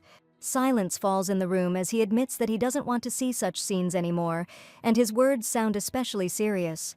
Lily looks into the prince's eyes with slight excitement and quietly replies that she understands his request. The next minute he smiles and suggests that they hit the road so as not to waste time. The bright sun and the noise of the camp greet them at the exit of the tent, and Lily feels the desert becoming closer to her. Calmness appears inside her, and she notices that she is beginning to get used to the new landscapes and to life next to this person. The prince says, slightly offended, that he taught Lily Bush how to greet others, but did not expect her to try it on another man. There is reproach in his voice. He cannot understand how she could touch her lips to a stranger and not to her husband. Morning meetings become a test for him. He admits that every time Lily looks away, it hurts him. Irritation is growing inside the girl. She thinks that this man is too clingy and does not give her peace. The prince continues to complain that she doesn't look at him at the table and doesn't even appreciate the dishes he prepared especially for her. Lily closes her eyes tiredly. It seems to her that she has already apologized and does not know how to react to his words. Confusion appears in her soul, and she asks what she should do so that he will finally forgive her. Two silhouettes walk along the sand, and something unspoken hangs between them, but in this argument something new and important for both is born. The man, with a mysterious smile, says that Lily Bush should already know the answer to her question, and looks at her with anticipation. Inside the girl, confusion appears. She doesn't understand what he means, and looks at him with a question in her eyes. The next second he asks her to kiss him too, and at that moment bright flowers bloom between them. Lily is shocked and can't believe her ears and mentally exclaims what he wants from her right now. There are a lot of people around, and she can't believe that the prince really wants a kiss in front of everyone. The thought flashes through her head that all his complaints were just for this, and she feels a little deceived. The girl decides that since she has to pretend anyway, it's better to do it quickly and end the awkwardness. She reaches out to the prince and kisses him on the lips, and in her soul there appears relief and a slight joy that this moment has finally come. The prince's attentive golden gaze is fixed on Lily Bush. He is surprised and a little confused after her unexpected kiss. The girl lowers her eyes in embarrassment and thinks that placing her hands on the prince's cheeks is beyond the bounds of official etiquette, but she cannot help but smile. The prince says with approval that although this gesture is not official, he really likes it and considers it a sweet expression of affection. Lily blushes when the prince gently takes her face and says that it turned out well. His voice sounds warm and soft. The next moment he kisses her on the cheek, and the girl laughs from surprise and tickling. Her laughter fills the air with joy. Lily asks to stop because she is ticklish, but she cannot hide her happiness and lightness at this moment. Their laughter echoes across the desert, and they embrace against the backdrop of a bright sky and white flowers. Everything around is filled with light and the spring breeze. The cortege moves along the golden sands. Lily sits on a camel and feels protected and loved thanks to the care of Prince Caesar. The motorcade moves slowly through the desert under the bright sun, a long shadow stretching ahead. Prince Caesar rides next to Lily Bush and keeps a close eye on the road. Lily sits in a palanquin on a camel and thinks that the road is not so difficult thanks to the prince's care. The girl looks tiredly to the side and feels that her heart is the most tired. Suddenly the palanquin tilts and Lily peers out anxiously. One of the escorts shouts that they are mercenaries and everyone freezes in fear. Lily, frightened, asks what is happening, her face expressing anxiety. The riders race across the sand, raising clouds of dust, and the caravan finds itself in danger. Prince Caesar, on a black horse, rushes forward to protect Lily and everyone else. A mercenary in a white turban takes aim with a bow and fires an arrow towards the caravan. Lily Bush turns around in fear and notices the danger, her eyes widening in shock. An arrow flies in the sky and a horseman with a bow continues his attack on the palanquin with Lily. The arrow hits the sand next to the camel. Lily screams in fear and grabs the handrail. The people in the caravan flee in panic, leaving Lily alone on the camel. The girl looks at the group of riders in confusion and does not understand what is happening. An alarming thought arises inside her. Could she really have become the target of an attack? Caesar turns sharply on his horse, his face expressing alarm and readiness for battle. Lily Bush, in a palanquin, looks around fearfully, sensing impending danger. Prince Caesar rushes forward on his horse and shouts her name, his voice full of alarm. Riders in black cloaks approach the caravan, their shadows falling on the sand. A camel with a palanquin rushes through the desert. Lily holds on with all her might to keep from falling. The thought flashes through the girl's head that carelessness could deprive her of the path to salvation. The prince on a black horse catches up with the palanquin, and Lily doesn't know whether she should move or lie low. Caesar loudly orders the princess's palanquin to be protected, his face expressing determination and anger. Dust and screams fill the air around the caravan as a real battle for Lily's safety begins. He angrily shouts that the attackers are Absala's minions and tightly grips the hilt of his sword. Mercenaries on horses rush across the sand, and the commander orders not to leave anyone alive. Kill everyone. The prince raises his sword high above his head, his face determined and ready for battle. His eyes sparkle with rage and determination. He is ready to protect Lily Bush at any cost. At this moment, blood splashes onto the sand, and Lily, in the palanquin, watches the fight in horror. The prince strikes with his sword and the enemy falls with a scream, blood flying in all directions.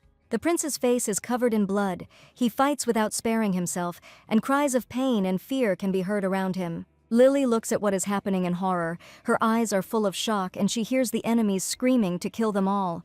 Caesar stands with a bloody sword, his face and clothes covered in blood, but he remains calm. As he approaches Lily and her palanquin, his gaze is full of determination to protect her despite the danger. Dead enemies lie on the sand. Two mercenaries with bloody swords stand next to the bodies. One of the mercenaries notices the palanquin and tightly grips the hilt of his sword, preparing to attack. Lily, in the palanquin, closes her eyes and tries to cope with the horror of what she saw. She thinks she never expected to witness people being killed right before her eyes. The girl carefully looks out from the palanquin and sees the enemy approaching her with a weapon. The prince, seeing his wife being attacked, immediately grabs his dagger, wanting to save her. A mercenary with a sword swings at Lily, and she recoils in horror, not knowing what to do. Caesar suddenly snatched the bow from the hands of one of his warriors, and then, concentrating, he pulled the bowstring and took aim. Then he fired. The arrow hit the side of the one who was going to kill Lily, and he fell. Caesar, after the shot, calmly walked up to the man lying on the sand. He had an arrow sticking out of his body, but he was still alive. The prince placed his foot on the wounded assassin and took hold of the hilt of the sword. And then, with burning eyes, he raised the blade above his head. With all his strength, Caesar brought the blade down, so that blood sprayed in all directions. Lily, who saw this, opened her eyes wide in fear. She saw the prince pull the blade out of the body, the entire blade covered in blood. The girl closed her eyes, her trembling hands clutching the cloth thrown over her head. She was very scared. The prince's warriors approached the dead body lying on the sand, and he himself turned around and walked towards the palanquin where the girl was sitting, calling her by name. Approaching the camel, he first calmed the animal. Then he walked up to the stole and placed his hand on Lily's back. Then Caesar took the girl in his arms, who was still sitting in fear with her eyes closed. Feeling herself in a protected ring of arms, Lily opened her mouth and wanted to say something, but she couldn't. Holding the girl to his chest, Caesar told her that she no longer needed to be afraid. He asked if she was in pain anywhere and told her that she was safe now. The man then carried her to his horse and put her on it, and then he jumped onto the horse himself so that the girl found herself sitting in front of him. Putting his arm around Lily's waist, he confessed that he would no longer leave her alone in the palanquin. The girl didn't answer this, but just looked at the prince with sad eyes. And he turned around and told his people that they had to quickly leave here before the enemies caught up with them. The bright sun illuminated the desert sands across which the horses galloped. And finally, the buildings of houses appeared in the distance. Lily watched in surprise as they approached some kind of settlement. From the top of the hill, she saw the town of Lanyak, neutral territory. When they entered, they met an elderly man who offered to show them the way, and Lily, surprised, asked where they were. Caesar replied that the village was called Lagnac, and added that since it was neutral territory, events like the past should not be repeated here. Opening the door to the house, the prince added that he could not promise her absolute safety, and asked her to promise not to leave the room, since he would be gone for some time, but he would return in half a day. As he left, Caesar ordered his men not to leave their post until his return.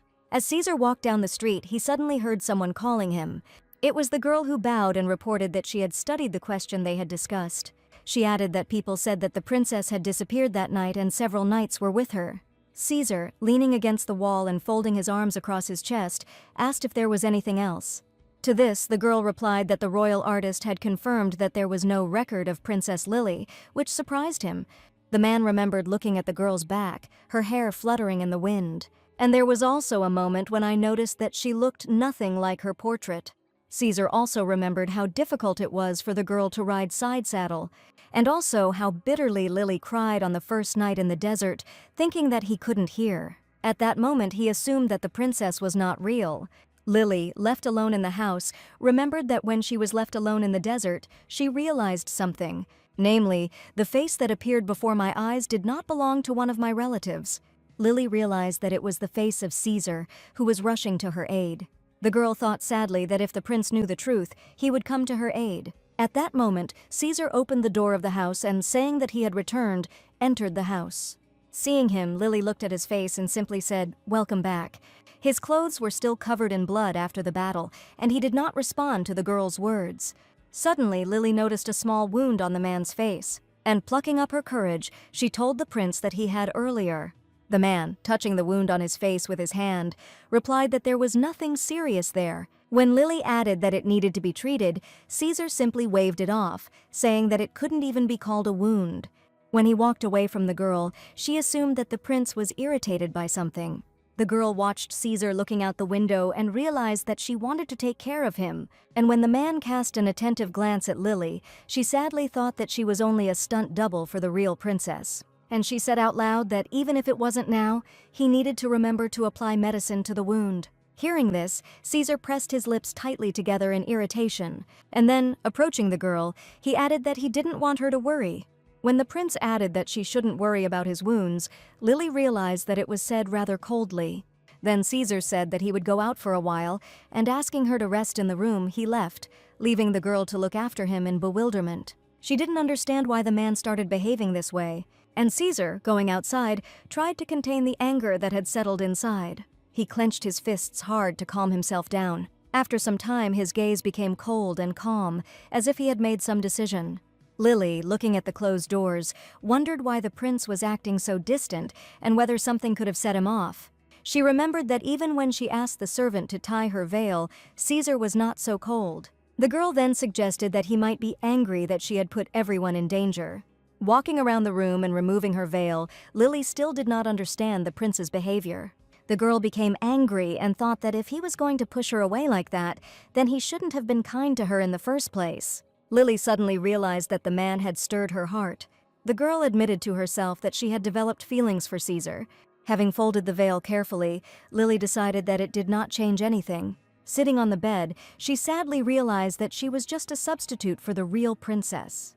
Lily knew that if they found out who she really was, it would be the end for her, and also, the girl had previously hoped that Caesar would keep his distance from her. After all, having several wives, there is no reason why he should treat her in a special way. As she laid down the folded veil, she thought sadly that perhaps this was for the best.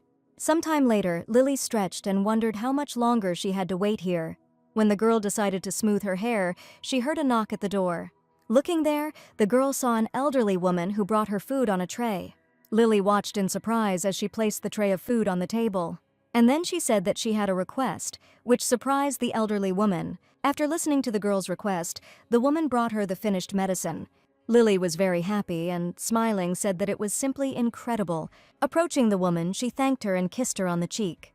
The elderly woman, not expecting such a reaction from the stranger, laughed cheerfully. And then she also kissed the girl on the cheek, slightly embarrassing her. Lily, touching the place of the kiss with her hand, suddenly thought that she was becoming a part of Aslan.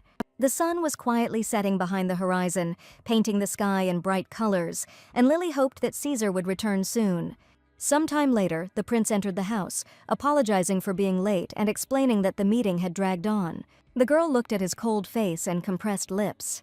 And then she said that he didn't need to apologize because he probably had a lot of things to do. Lily walked up to the man and looked into his eyes, which were devoid of warmth. Hiding her hands behind her back, she looked questioningly at his wound. After all, Lily wanted to apply medicine to her, but suddenly she realized something. Namely, that someone else had already taken care of Caesar's wound. So Lily smiled and asked the prince not to worry, because she had not waited that long.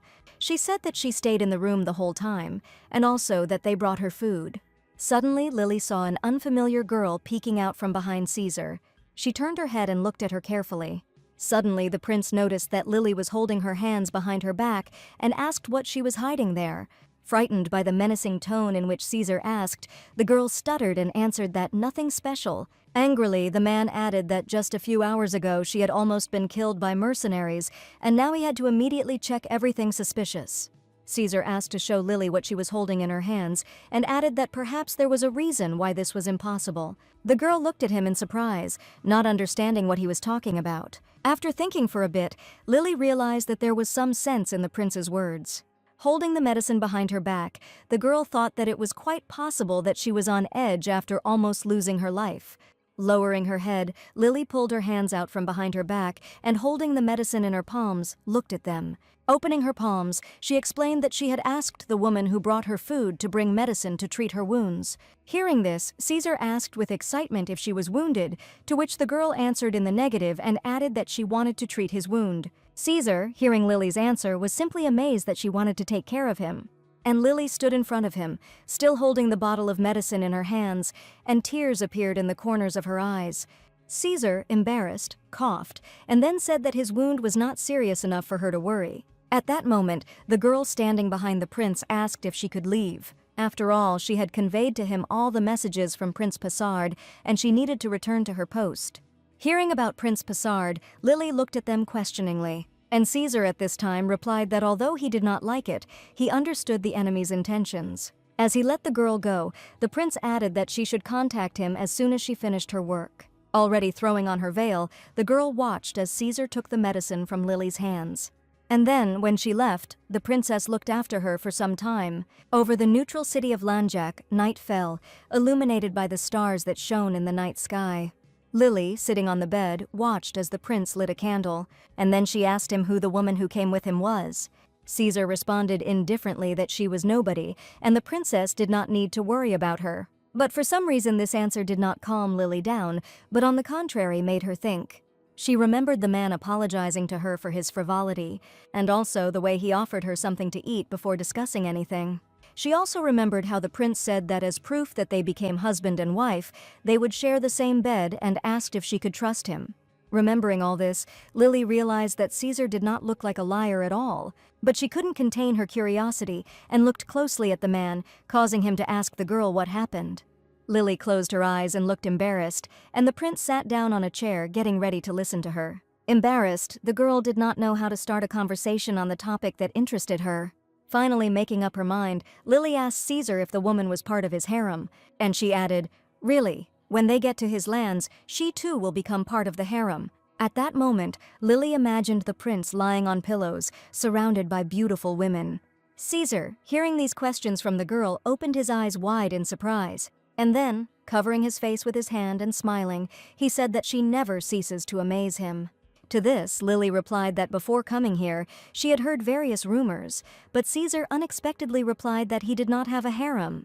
And then, looking at the surprised Lily, he asked if she really thought that he was one of those men who kept a harem, and that he left the women in the harem on his territory and went to find a new bride. Lily just looked at Caesar in silence, and he, covering his face with his hands, could not believe that he was talking about such things with his wife. The man could not believe that there was such a misunderstanding between them, and told Lily that only the king was allowed to keep a harem. He added that wealthy merchants or heads of noble families might maintain harems, but this was not common. Caesar said that his father was not one to allow his sons to display their savagery as they pleased, so for princes, this was out of the question. And when the man added that being a prince in Aslan was the same as being a eunuch, Lily blushed and decided that he was being too straightforward. Smiling, Caesar said that he should have explained his situation to her right away. Namely, that the moment he gains influence through marriage or strengthens his position by having an heir, he will immediately become a threat. That is why his relatives, including him, remained alone until now. Caesar also said that it took him a lot of determination to take her as his wife, and then, smiling, he asked if he had dispelled some of her doubts, to which he received a positive answer. Lily clasped her hands and said that after hearing his explanation, she realized that she had understood everything incorrectly and apologized. The man, hearing this, smiled and said that it was good that they had cleared everything up. And then the prince looked closely at the girl and said that he also had a question. Looking at Caesar, Lily wondered what it could be since he was acting so formal. And the prince, looking seriously at the girl, asked if she had something to tell him. Lily clenched her hands into fists on her lap, not understanding why he was asking. The girl, looking at him in fear, wondered if Caesar could have found out about everything, namely that she is just a fake princess. She looked at the man who was looking at her intently and waiting for an answer. After that, Lily hesitantly replied that everything was fine. Smiling, the prince added that if she said so, then everything was fine. The man also apologized for raising his voice at her when he was leaving the room. Caesar decided that since Lily insisted on hiding the truth, he had no choice but to force her to submit here and now. The prince explained that thinking about how he almost lost her made him angry at himself again and again. It wasn't Lily's fault, but he took it out on her. The girl breathed a sigh of relief and said that she thought the man was angry because the attack happened because of her. Hearing these words, Caesar was very surprised that Lily had come to such conclusions. And then, taking the girl by the hand, he said that she was simply drawn into a conflict with his brother. Kissing the back of his hand, the prince apologized again. Lily, looking at the man, realized that when she sees his face in front of her, she immediately becomes stupider and cannot think clearly. After apologizing, Caesar said that tomorrow they would board a ship heading to El Quimara. He added that it was much faster than traveling by land and asked her to be patient a little, and when they arrived at the palace, he would give her everything she wanted. Confused, Lily looked closely at the man's face. Her hand lay trustingly in his strong hand and seemed very small. The next morning, they came to the port where the ships belonging to the prince were moored. Lily was shocked, because she imagined the ship as similar to a small boat for fun on the water. Caesar proudly said that even in Aslan, few people had a ship of this size, and in his territory, there were about 20 more such ships. With a smile, the prince added that he would very much like to show the girl this view. As they boarded the ship, the man explained that its keel and frame were made of ebony, a rarity that was difficult to find, even in Aslan. The main mast was made of the best oak brought from the far eastern lands, and there were 20 cabins on the ship. He asked Lily with a smile what she thought about it, but the girl mentally apologized because she had no idea what he was talking about. So she looked at the prince, who was looking at her, waiting for an answer, and noticed that he was incredibly large. Caesar agreed with this and added that he wanted to hear her impressions, not just about the size. The girl thought for a moment, not knowing what else to say, but then thoughts came into her head. And then she asked whether such a huge ship could really sail the sea, and what would happen if, by some accident, it suddenly sank. Caesar, hearing this, asked with a dejected expression whether Lily really doubted the capabilities of this ship, and whether she really thought that he owned some miserable vessel that would go to the bottom during the voyage. The girl smiled shyly and said that it was the first time she had seen such a big ship, and the fact that it was floating was simply amazing. Smiling, Caesar proudly noted that the true skill of a master is to ensure that this giant does not go to the bottom and this ship does not sink, unless a severe storm is encountered on its way. Lily looked at the prince with delight, and he suddenly put his hand on her waist. And then, taking the girl in his arms, he added that it was a great honor for him to see her on board his pride. The prince shared that going sailing with his wife and admiring the endless ocean together was like a dream come true. So, holding Lily in his arms, Caesar confidently walked onto the ship. The prince's men, looking at this, simply smiled happily. The girl looked over the man's shoulder as the city remained below. She understood perfectly well that as soon as they boarded the ship, she would never return to Irula again. Neither alive nor dead, that's what the girl thought, burying her face in the prince's shoulder. Finally, Caesar, with Lily in his arms, climbed onto the deck of the ship. Caesar carefully lowered the girl onto the deck and supported her by the hand. Lily then walked up to the side and mentally said goodbye to Irula. The wind filled the sails, and the ship slowly moved away from its native shore. Lily suffered from terrible seasickness, which overcame her during the voyage. She wondered if she was destined to die like this. She hoped to get used to the rocking of the ship, but over time it only got worse. Lily experienced nausea and vomiting for 2 days and was unable to eat anything. Sitting and thinking how bad she felt, the girl suddenly felt her husband's hand on her forehead. Taking the jug from Lily's hands, the prince noticed that her temperature had risen and asked her to be patient for a little while, as he had called an experienced sailor. The sailor, sitting by the girl's bed, said that it was common seasickness, which often occurs in beginners, and there was no need to worry. And then he added that Caesar needed to make sure she drank warm water little by little to avoid dehydration. The prince asked anxiously if it was really seasickness, as he was afraid it was much more serious. The sailor laughed and said that everything would be fine, and no one had ever died from seasickness. When he came out, he told the other sailors that their master was head over heels in love with his wife. Before leaving, the experienced sailor joked that if the gentleman got pregnant, they would have big problems. Lily, hearing this, thought that this was some kind of stupid joke, because she was not even a real wife. After this, the experienced sailor bowed and left the cabin. Sitting next to his wife's bed, Caesar noted with chagrin that there seemed to be no real cure for this. And then I asked if it was true that it was so unbearable and received a positive answer. With his hand on Lily's forehead, the prince decided he had no choice, as he could not leave her in this state. The girl lay in bed with her eyes closed, sweat running down her face. The prince brought her water with lemon and asked her to drink it. With one hand he helped Lily sit up, and with the other he brought the glass to her mouth, telling her that she needed to be patient. When the man said that the trip would last another month, the girl thought that at this rate he would become a widower before he returned to his territory. Pressing Lily to his broad chest, Caesar said that he was very sorry that this had happened. The girl felt so bad that she didn't even understand what he was apologizing for. But she didn't even have the strength to tell the prince that everything would be okay with her. And even after several days, Lily's seasickness showed no signs of improvement. The girl continued to vomit, and the man handed her a jug for this. And then he wiped her lip with a handkerchief, because she didn't even have the strength for that. The man was rolling a towel in a basin of water and was incredibly thoughtful. Afterwards, he brought a basin of water, on the edge of which hung a wrung-out rag, to Lily's bed. The girl lay with her eyes closed. She was incredibly pale, and there were dark circles under her eyes. The prince began to gently wipe Lily's body, trying to at least ease her suffering. After that, the man brought food on a tray, because the girl needed to eat, at least a little. Lily sat on the bed with her arms folded across her chest, watching as Caesar prepared to feed her. The girl did not understand why he went so far in caring for her. And the man, smiling, scooped up a portion of food onto a spoon and handed it to his wife. Opening her mouth, the girl thought that this question had been bothering her for a long time. Embarrassed, Lily realized that she was melting from every gesture of her husband. She understood that the more kindness the prince showed her, the harder it would be for her to throw him out of her heart. Lily could no longer deny that she had fallen in love with her own husband, and even if in the end only death awaits them, she can no longer change her feelings. Meanwhile, the ship sailed further and further across the blue sea under the blue sky. One day, Caesar set the table, saying that he had prepared a lot of nutritious food so that Lily would have energy. The girl, sitting on the sofa, listened to Caesar say that he could not even imagine that his wife could become so ill, and if they blamed him for being an inattentive husband, he would have nothing to say in response. She looked at the sandwich the prince had made and wondered if he really wanted her to get fat. And Caesar, smiling, said that he only wanted her to arrive at the palace with a smile on her face. Taking the sandwich from her husband, Lily said that she could eat it herself. At this point, the prince added that if she still felt nauseous, she could eat a candy that would help settle her stomach.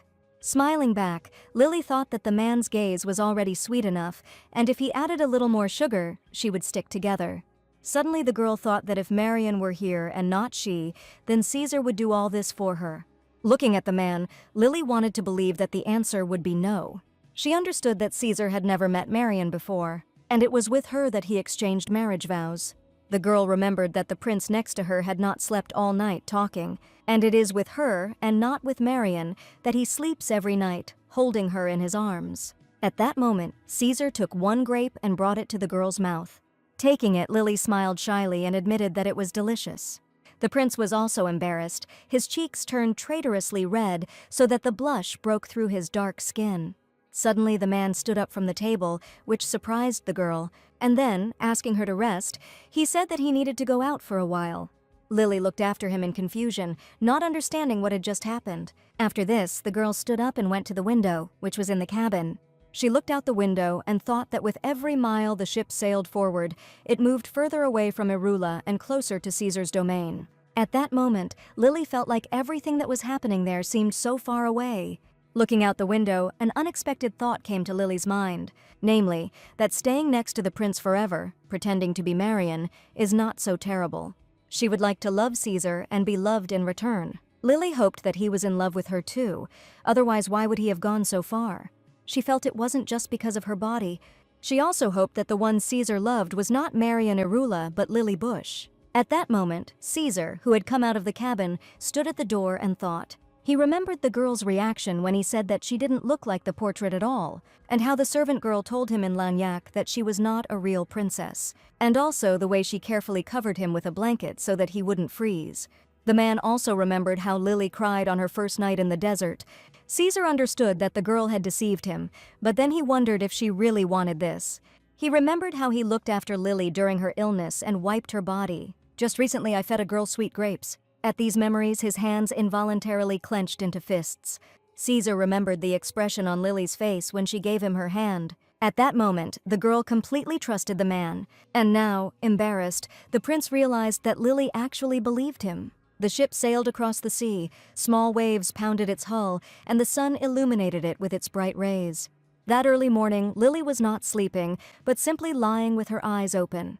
Her head lay on Caesar's arm, and she looked at the sleeping man. Now that the girl is feeling better, she has started to think a lot again. Lily thought that she had never experienced anything like this before, and did not understand why now, like this, suddenly. Blushing, the girl realized that now she could not pretend that she did not understand anything. Lily stared at the face of the man sleeping next to her.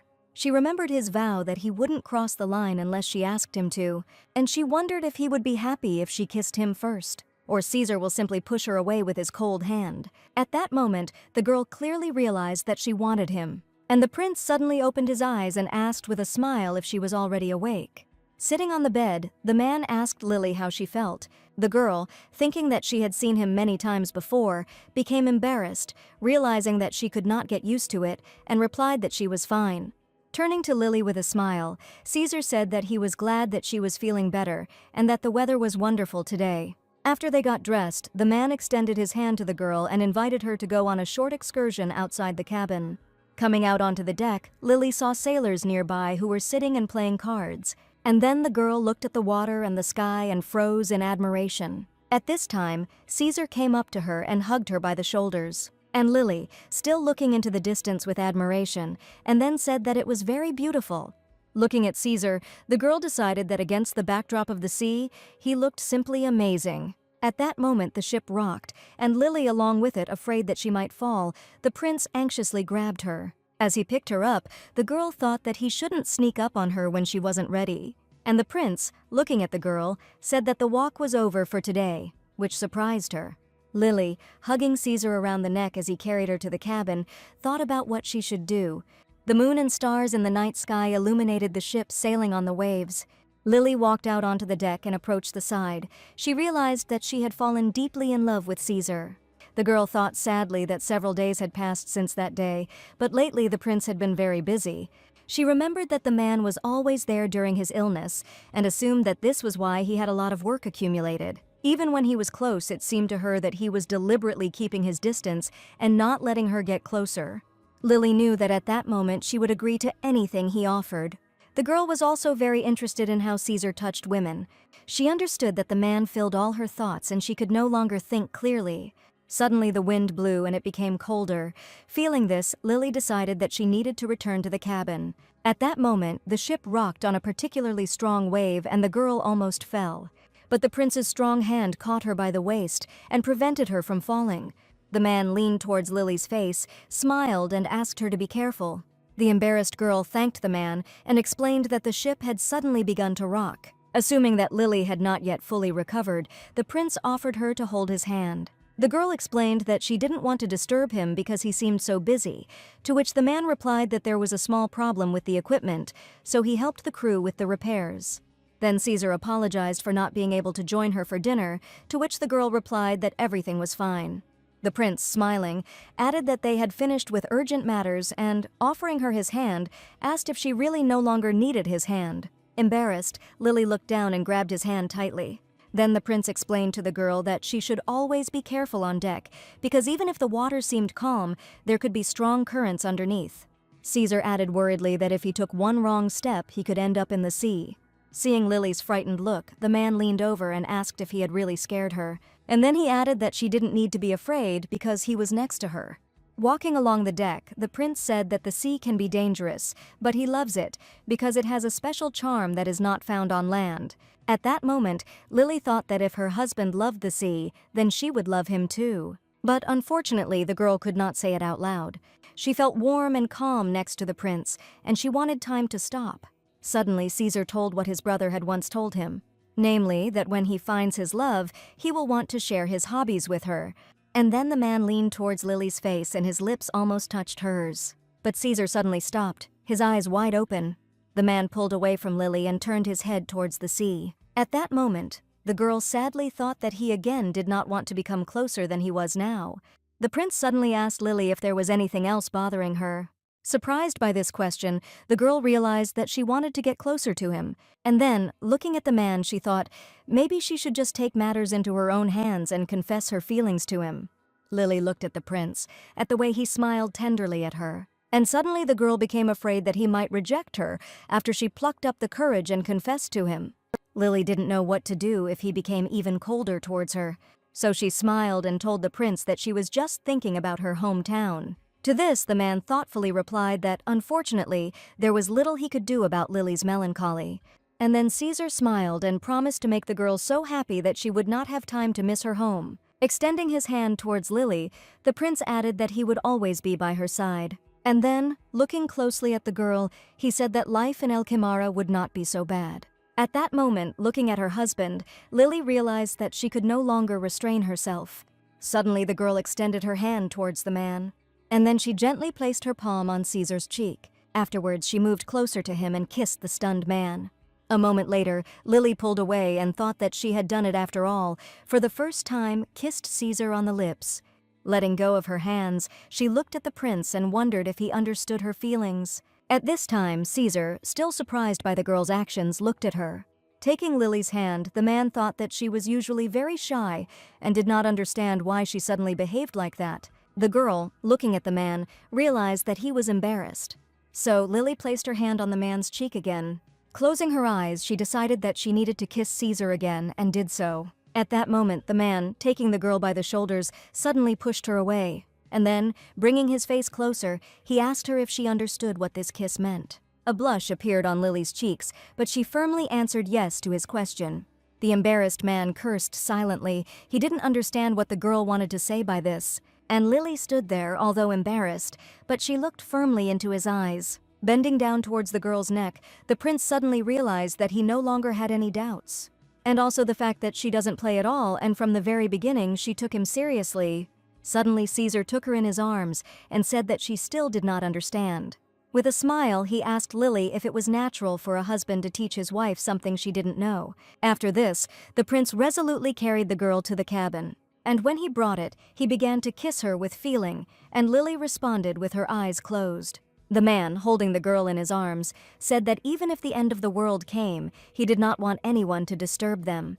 Then Caesar carefully laid Lily on the bed, and she looked at him, not knowing what would happen next. He looked at the girl with a gaze filled with passion. Suddenly Lily felt ashamed, and blushing deeply she covered her face with her hands.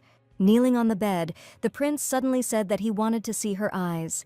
And then he asked her to look at him and honestly tell him if she really wanted him.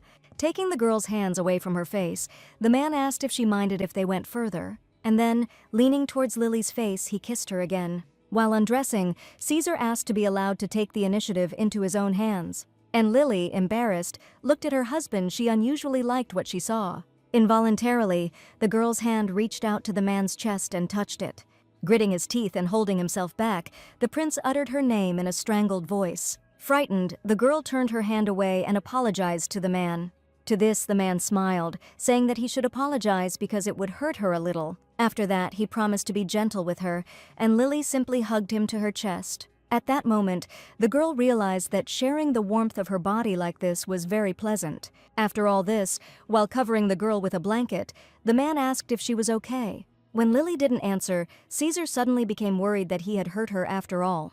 But the girl smiled at him in response and admitted that she was simply overwhelmed by feelings that she had never experienced before.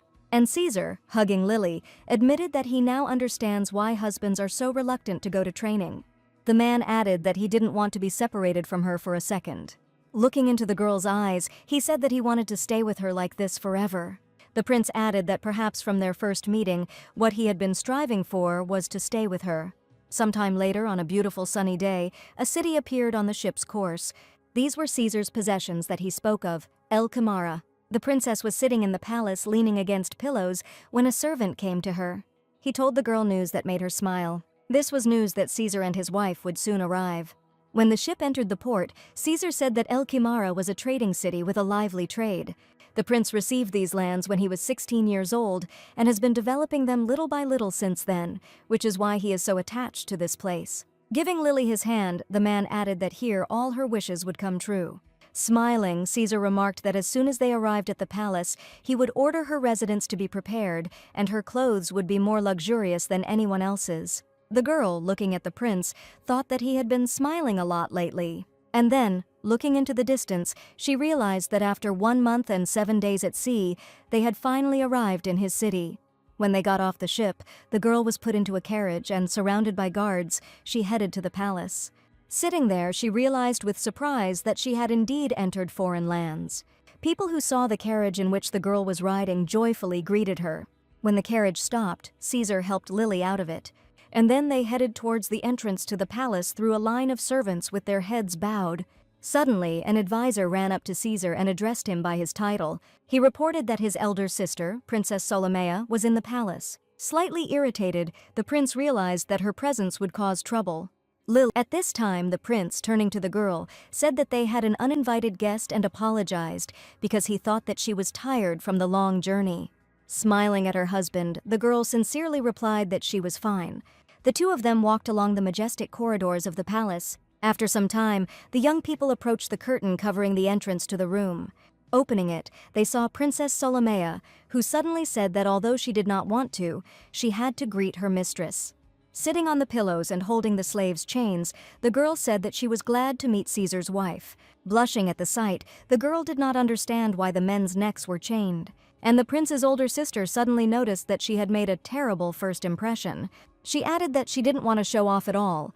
With a smile, the woman asked if their wedding had gone smoothly, since she had heard that as soon as the order came, Caesar had rushed off like a wild horse with a burning tail. At that moment, Lily remembered that the man had said that he was not at all happy about the wedding with a member of the royal family of Irula.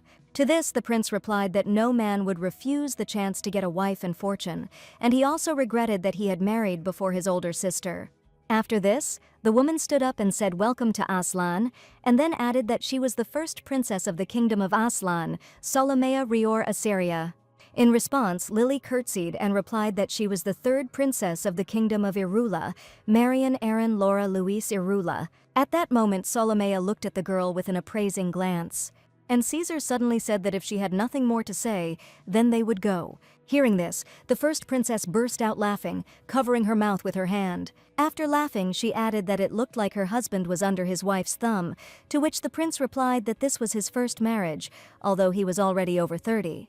The first princess remarked that she did not want a lukewarm reception and came only to see their faces. Winking at Caesar, she added that something interesting had appeared in the markets and asked him to send her gifts, since she was left without a husband. As she was leaving, she told Lily that she had left a gift for her in her room and asked her to use it wisely, which surprised the girl. Stopping abruptly and folding her arms across her chest, she told Caesar that in return she wanted to ask him something, namely, does he know why Passard suddenly moved west? When the prince replied that he could not answer that, Solomea decided to change the subject.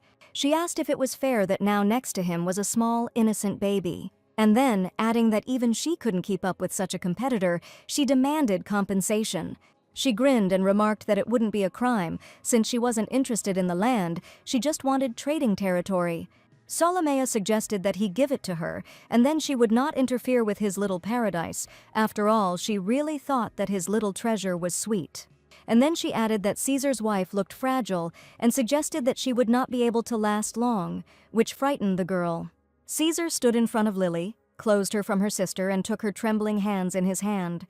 Standing opposite Solomea, he glared menacingly at the grinning woman.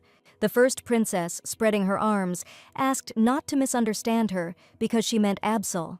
To this, the prince replied that if she was hinting that the eldest prince was hunting for his wife, then he already knew. To this, Solomea only asked how much he knew and advised him to be careful. Lily's hands kept shaking. She was very scared. Sensing his wife's fear, Caesar agreed to give his sister the trading territory, but in exchange, she would have to do something. Solomea was outraged that the prince was asking her to accept his conditions, and then asked what he wanted. Caesar asked his elder sister to stop attacking Passard's territory. When the woman asked in surprise if it wasn't the Northern Trade Guild that hired the mercenaries, the prince replied that he knew that she was behind it. Not knowing what to answer to this, Solomea silently looked at Caesar. At that moment, she realized where the leak had come from, because she had been focused on guarding the outside and had missed her own people. When Solomea agreed to this condition, the prince said that there was something else. Approaching the first princess, Caesar threatened her never to interfere in his wife's affairs again, no matter who he decided to support. And if anyone dares to touch with even a finger what belongs to him, then he will personally finish him off. At that moment, the younger brother's eyes flashed with such a threat that Solomea realized that he was completely serious. The older sister, pulling herself together, smiled and advised her younger brother to relax. And then she suddenly said to Caesar's beautiful wife that maybe she should become the ruler of the Golden Palace so that they could see each other more often. Lily looked at the woman in surprise, not understanding what just happened. And Solomea suggested that since they were newlyweds now, she probably should have said something else, after which she added that they probably needed to live a quiet life now. Reaching out to Lily's hair, she advised her to live a quiet and peaceful life, receiving gifts from Caesar, because that way she could achieve her modest happiness. Holding the girl's hair in her hand, Solomea added that among all her brothers, Caesar was the quietest and the most insane. Still holding Lily's lock of hair, the woman said that the younger brother would be generous with his property. Then, letting go of the girl's hair, the first princess wished them good luck. After this, the woman left, and the young people looked after her for a long time. The prince, looking at Lily, suddenly apologized because they had just arrived and were already in trouble. Looking back at him, the girl smiled and asked him not to worry. Several days passed, where at night the newlyweds not only slept in bed, and during the day we spent breakfast, lunch, and dinner together. One morning, the prince asked his wife if there was anything in the life of the palace that interested her. When she answered negatively, Caesar, kissing Lily on the cheek, said that he wanted her to live a quiet and happy life, without any worries. The girl looked at her husband and thought about how beautiful he was.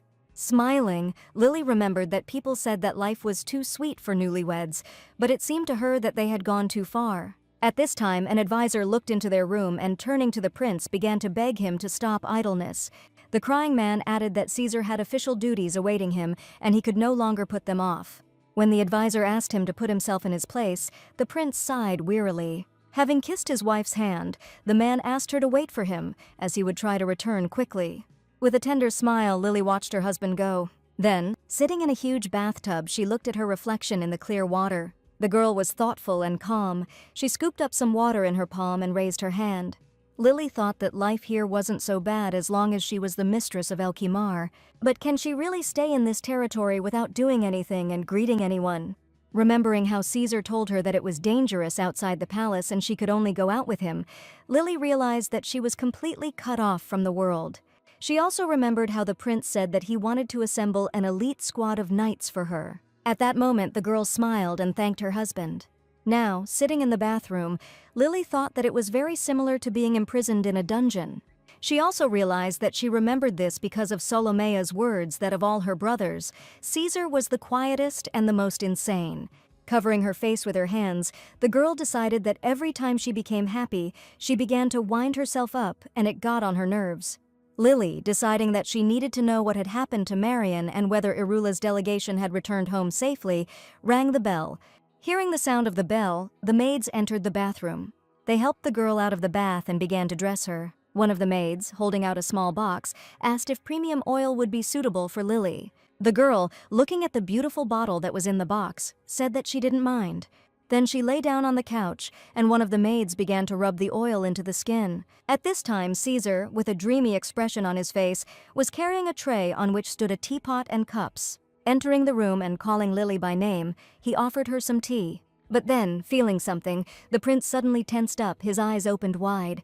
Throwing aside the tray and speeding up, Caesar, calling the girl by name, rushed towards her. Then the man stopped, because at that moment he smelled a familiar smell.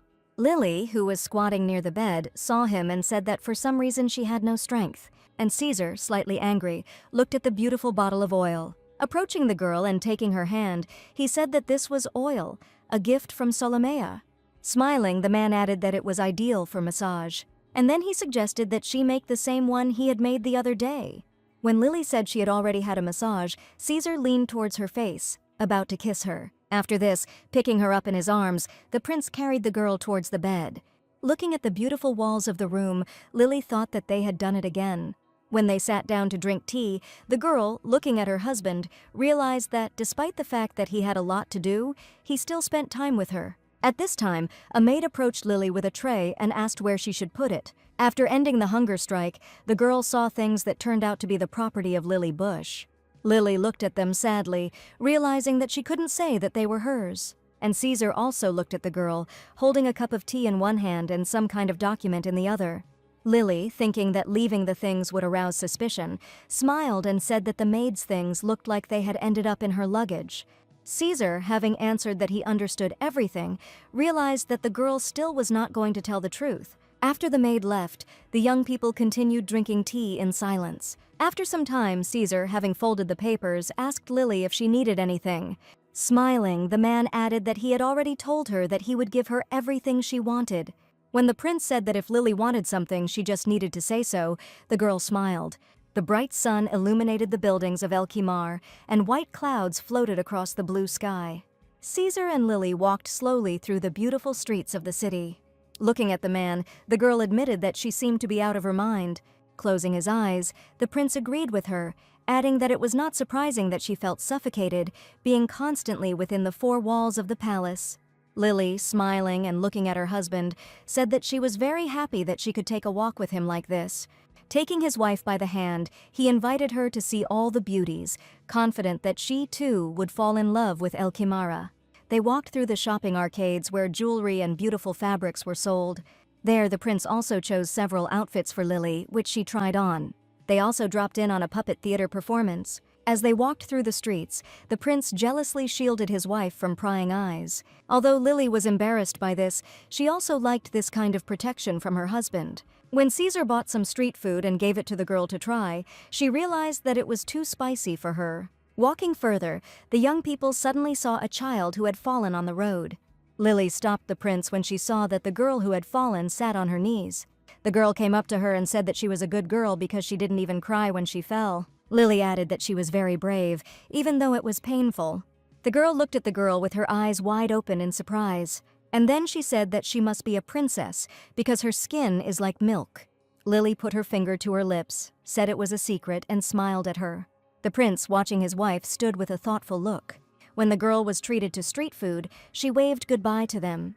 Smiling, Caesar said that she got along well with children, and then the girl almost let it slip that she had many brothers and sisters. But she noticed it in time and said that she would like to have many brothers and sisters, and then asked her husband if he liked children.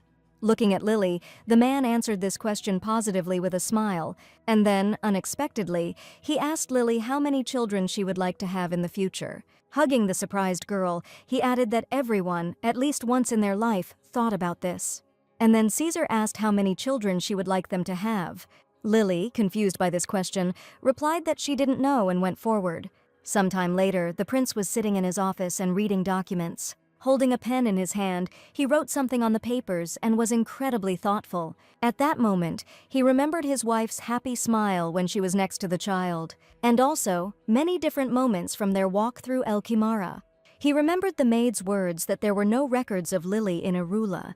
Caesar sighed heavily and wondered who the girl really was. At this time, an advisor entered his office holding a pile of papers in his hands. He noticed that His Majesty's hands had stopped again, and he was thinking about something. With tears in his eyes, the advisor recalled that the prince had said that he could quickly complete his duties if he took a day off. Caesar, noticing that this was what he was doing, asked how things were going with the transfer of trading rights to Ptolemais. The advisor replied that he had completed the transfer with all the necessary documents, and then added that since this was the prince's duty, he had rendered him a special service. The advisor also said that as soon as the paperwork was completed, the attacks on Prince Pessard's territory suddenly stopped. Hearing this, Caesar thought that there was still a possibility that they would attack again at any moment, and the situation would become extremely tense. Remembering his older sister, Caesar realized that this woman was not one to back down quietly. When the prince asked about his brother, the advisor replied that he had not received any specific information about Prince Pessard. Hearing this, Caesar ordered the man to investigate, and he hurried away to begin carrying out the order. Sometime later, the prince saw the servant girl and assumed that his brother had sent her to deliver a message to him. She replied that Prince Pessard disapproved of the procedure for transferring trading rights. She then added that there was something else, and Caesar asked whether it had anything to do with the sudden departure to the west after the territorial question had been resolved. At that moment, the prince realized that his brother now knew, and even before that he had been suspicious of the chancellor and the knight's movements. The girl added that Prince Pessard asked to find out his further plans for the fake princess. Enraged, he realized that his brother had found out about Lily, and the man also didn't know what to do with the fake princess. Caesar thought that Lily had lied to him, even though she was trembling like a little bird, and the former him would have killed the girl without the slightest hesitation. But now Caesar understood that he could not do this because Lily believed him. So he asked the girl what answer his brother wanted to hear, and he heard in response that he ordered to get rid of the false princess as soon as there was no longer any need for her. Hearing these words, Caesar frowned and became so angry that the veins on his face bulged. Seeing the gentleman's reaction to his words, the girl became frightened, and the prince, sitting at the table, said that she was just an instrument for conveying his brother's words. Then he asked her if she thought she could say everything his brother had said. When Caesar said that Lily, his wife, the girl asked if he really wanted to disobey the prince's order, and when she added that the prince even suggested that she commit suicide, Caesar stood up and said that Absol had been watching him all this time. Looming over the girl, he added that even if he was just bait, Prince Pessard would benefit from it. And then, with a threatening look in his eyes, he repeated that Lily was his wife. In the girl's eyes at that moment, one could read the fear that had settled within her. As Caesar turned away and walked towards the exit, she bowed low to him. Caesar walked into the empty room and stood, leaning his elbows on the table. At that moment, the man thought about something, placing his hand on his chin. Suddenly he heard someone's footsteps, and thinking that the advisor had come to lecture him again, he exclaimed what he needed this time. When Caesar added that he wanted to be alone, he saw Lily peek into the room and ask if she had disturbed him. When the prince saw the girl, he was very surprised, because he did not expect to see her. He asked why she had come here herself, instead of sending a maid for him. And then Caesar asked if she had come alone, to which he received a positive answer. Having told the girl that it was dangerous to move around alone, the man thought that he should order the execution of all the maids and guards who had let her out of the gate. Embarrassed, Lily said that she really wanted to give him something. The girl held her hands behind her back, and the man looked at her questioningly. Lily, pulling her hands from behind her back, showed Caesar a plate on which lay something unusual. Smiling, the girl said that she asked the maids to help, but they did not quite understand her, since there was no such food here, so she directly asked the vice-captain to do it. As Lily handed Caesar the plate, she said she would go and he could enjoy it during his break. but the prince suddenly asked how it was possible to do this, and since it was the first time he had seen something like this, he asked to show it to him. After this, the man walked up to the chair and asked his wife to sit on it. When Lily sat down on the chair, the man moved another one towards her. Having placed the plate with the unfamiliar delicacy on the table, Caesar sat down on it. Lily explained that it was a frozen tropical fruit and showed how to hold it. The prince, looking at the delicacy in surprise, took it as the girl had shown. And then Caesar took a small bite of the new delicacy. After tasting it, he suddenly smiled and said that it was delicious and that frozen fruit was a great idea. Lily explained that in Arula, this was a common treat and thought they didn't have tropical fruits, but she made frozen snacks for her younger brothers. A child she met at the market said that tropical fruits were very tasty, so the girl decided to try them. Hearing this explanation, Caesar thought for a moment, remembering the child. And then, imagining their child, I realized that he would definitely be beautiful. The man imagined his wife in the garden, sitting at a table with their child. And then he realized that if they had a daughter, he would want her to be like Lily. He imagined himself entering their garden and his daughter running to meet him. At that moment, the girl called the man by name, holding a frozen treat in her hands. And the prince, imagining all this, suddenly blushed. He saw how the treat began to melt a little and some of it dripped onto Lily's palm. Then the man gently took this thing in his hand, which surprised the girl. And then Caesar brought his wife's hand to his mouth. Then the man simply licked the juice from the girl's palm. With these actions, Caesar incredibly embarrassed his wife. And then the prince could not resist and leaning towards Lily kissed her. Sometime later, the girl walked along the corridors of the palace, accompanied by an advisor. Her face flushed when she thought of Caesar.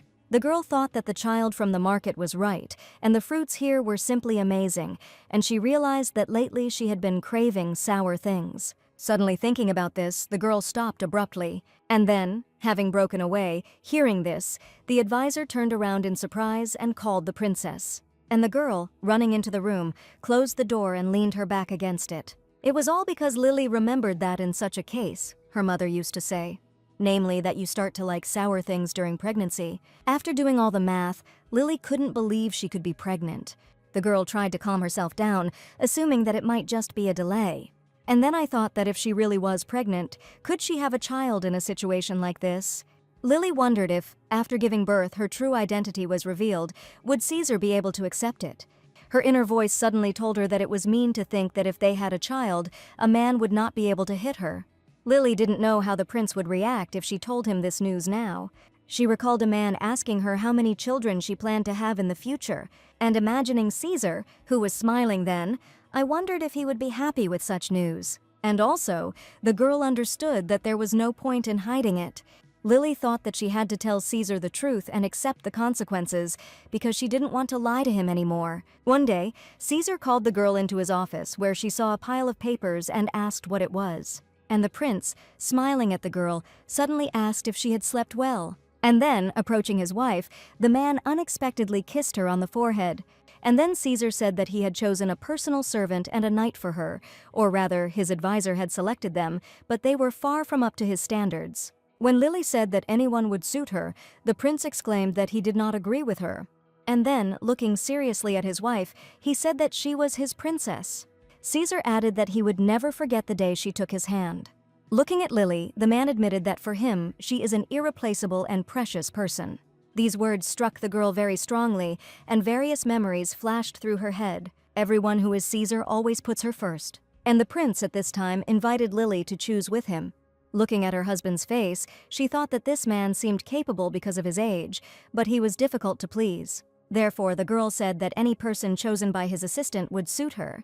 But Caesar was so carried away by his choice that he did not hear her words and decided that they needed to conduct the inspection again from the very beginning. At that moment, the girl remembered the assistant and thought that he probably had problems with this list.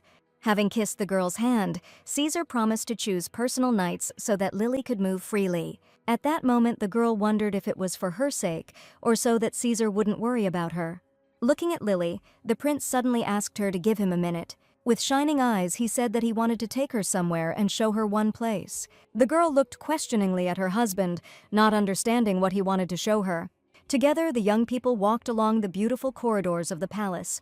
At this time, the man said that apart from sailing, he had no particular hobbies. But he has one activity that helps him relax. As they approached the huge doors, Lily wondered what this activity was. For some reason, gambling immediately came to mind. And also, the girl suddenly thought that maybe he had the same hobbies as Princess Solomea. She was very curious about what was behind that door. When they left the palace doors, they approached some kind of curtain, which the prince opened with his hand. At that moment, Lily found herself under the blue sky and covered her eyes with her hand from the bright sun. The girl saw a gazebo, and behind it many different trees and also animals. At this time, the prince unexpectedly admitted that he loved animals very much. It is the process of taming them until they open their hearts to him, and the moment when you see their submission, that gives birth to a feeling of tenderness in him. The girl looked at the sky with delight, seeing the birds soaring there. Suddenly, Caesar put 2 fingers in his mouth and whistled loudly. This whistle was heard by a falcon that was soaring high in the sky. He swooped down and landed on the prince's gloved hand. He stroked the falcon under the beak, and it closed its eyes with pleasure. At that moment, Lily saw something and her face darkened. There was a cage with 2 birds in it, and the girl asked why they were there, to which the man replied that they were a couple and the female was pregnant, so he created safe conditions for them. He added that for the sake of the female and her future offspring, they must be in a safe place. And then, with a sly look, Caesar asked Lily if he was wrong. At that moment, the girl thought that it sounded like a veiled message and wondered if he really suspected something. Confused, Lily involuntarily placed her hands on her stomach. She stood in front of the prince, thinking how to tell him everything. On a moonlit night, a man sneaked into the palace and, standing around the corner, looked at the windows. It was Lily's old friend, the knight who was in love with her, Sir Geoffrey. In the harbor stood a ship with sails. The dark sky above it was illuminated by stars. The prince, holding a glass of wine in his hands, said that he should receive something for his help. At this time, the servant who was pouring him wine spilled a little on his hand. When the prince looked at him sternly, he offered his deepest apologies. The man smiled after these words and asked the servant to be careful. He waved his hand and added that he hated people who made mistakes to the point of shaking. And at that moment, Geoffrey saw how the servant's head was cut off, so that drops of blood fell on his face. Absol stood up and said that he was ready to listen to details about the princess. He added with a grin that he couldn't help him unless he knew the details. Geoffrey, at that moment, was thinking about Lily and praying that she would hold on just a little longer. And in the morning, in the palace of Prince Caesar, the prince's voice was heard calling the girl. The man suddenly told Lily that they needed to talk. The girl, who was sitting opposite him at that time and drinking tea, looked at him in surprise. Caesar told Lily that Absol's ships had been standing in the port of El Camara for 3 days and had not moved a centimeter, while the girl wondered if she was eating too much. The man said that nothing had happened yet, but the townspeople were getting nervous, so he wanted to send people to investigate. Lily thought for a moment and replied that she understood everything, and her gaze became sad. At this time, the prince was thinking that even though he had organized security, the situation was still very risky. The man understood that nothing could be done if he left his post. Absol would try to take advantage of it, but at the same time he could not stay here forever. Lily looked at her husband and asked if it was really that serious, and Caesar thought that it seemed like he had shown his wife his disturbing thoughts. Taking Lily's hand, the prince said that his brother was not so reckless as to cause trouble on someone else's territory. Leaning down and kissing the girl's hand, he added that she didn't need to worry about it. When Caesar said it would last a couple of days, Lily smiled. The prince rode out of the palace gates on his horse, surrounded by guards, and Lily, standing on the wall of the palace, watched his departure. Night fell. Bright stars shone in the dark sky and illuminated the palace. The maid approached the princess and, saying that she had received a letter, handed it to her. The girl didn't understand who the letter could be from, but when she unfolded it, she understood everything. After all, this letter was written by her old friend, the one who spent her entire childhood with her. Lily didn't understand why Geoffrey was there, and when she looked back, she saw that the maid had already left. In the letter, her old friend asked the girl to go out into the garden. Clutching the piece of paper in her hands, Lily wondered if everything would be okay. The girl really wanted to know what had been happening to him until now. And even though Caesar wasn't next to her now, she believed that he would protect her. Therefore, Lily, accompanied by a security guard, went out into the night garden. She saw a dark figure around the corner and realized it was Geoffrey. Turning to the security guard, the girl asked him to wait where they were staying. Leaving the guard, Lily went to the place where she saw the knight. When the girl asked what he was doing there, Geoffrey only said that he had promised to come for her. The man said that she couldn't even imagine how many times he almost died on the way, and added that he couldn't have managed it alone, so he turned to a reliable person. And then, looking at Lily, he added that she looked very good and asked if she didn't want to run away.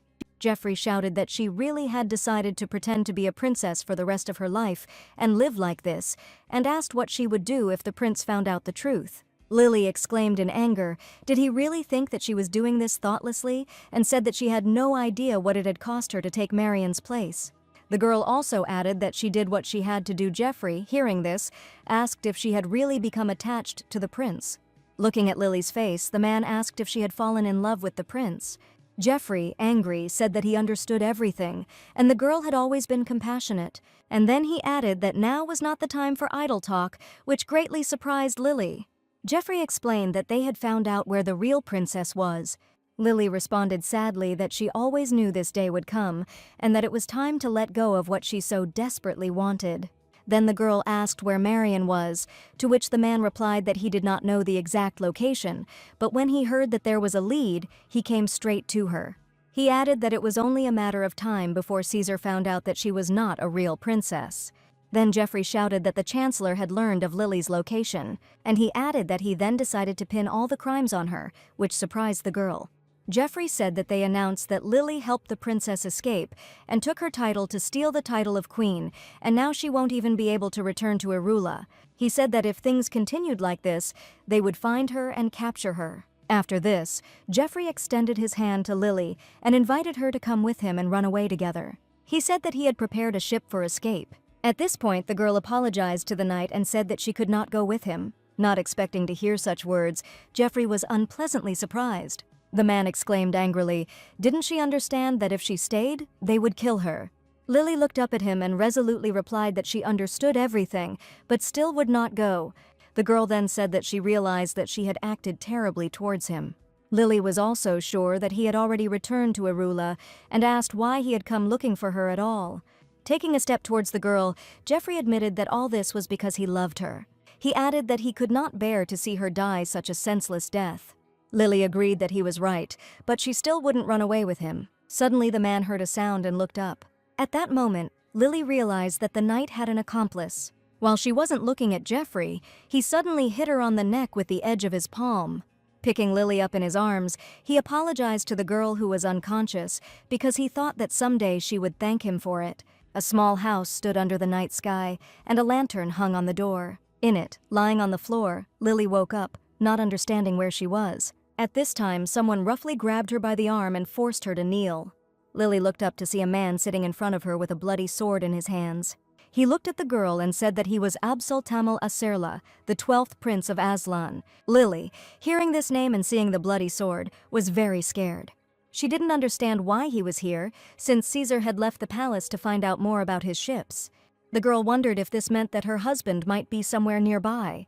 Looking up at the sky through the leaky roof, Lily hoped that Caesar would come and save her. At this time, Absol, playing with his sword, said that it was not easy for him to deceive his brother. The girl suddenly saw Jeffrey next to the prince, and Absol was just thanking the one who, thanks to him, managed to get her out of the palace.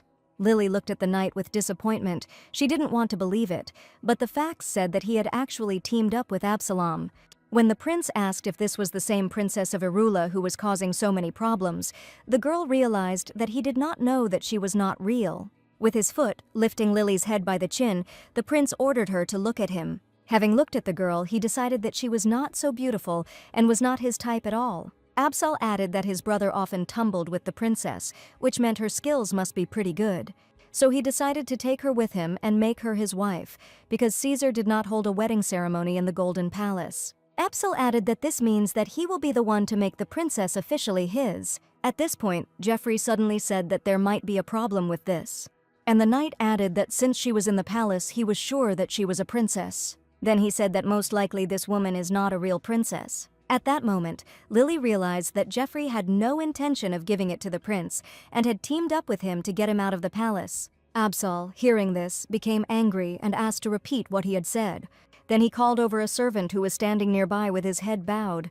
When he approached, he unrolled a scroll on which was drawn a portrait of the princess. After comparing the portrait and the girl, Absol came to the conclusion that she looked like a princess. Then Jeffrey said that the princess had a servant who looked very much like her, and since he served as a knight, he could assure the prince that it was not she. Approaching the girl, the prince grabbed her by the neck and lightly squeezed her hand. And then he ordered them to answer whether what this knight said was true. Lily couldn't think clearly and didn't know what she could say to get out of here alive. She looked into Absol's eyes, full of anger, and she was very scared. And then Lily confirmed Jeffrey's words, saying that she was not Princess Marian, but not a servant. The prince squeezed her hand tighter and ordered her to tell him where the princess was, to which the girl replied that she had refused the marriage and run away. And when Lily added that she didn't know where Marian was, Absol hit her hard in the face. The prince was furious because he had gone through so much to steal her. And then Absol called Jeffrey a pathetic worm from Irula and reminded him that he promised to bring him the princess.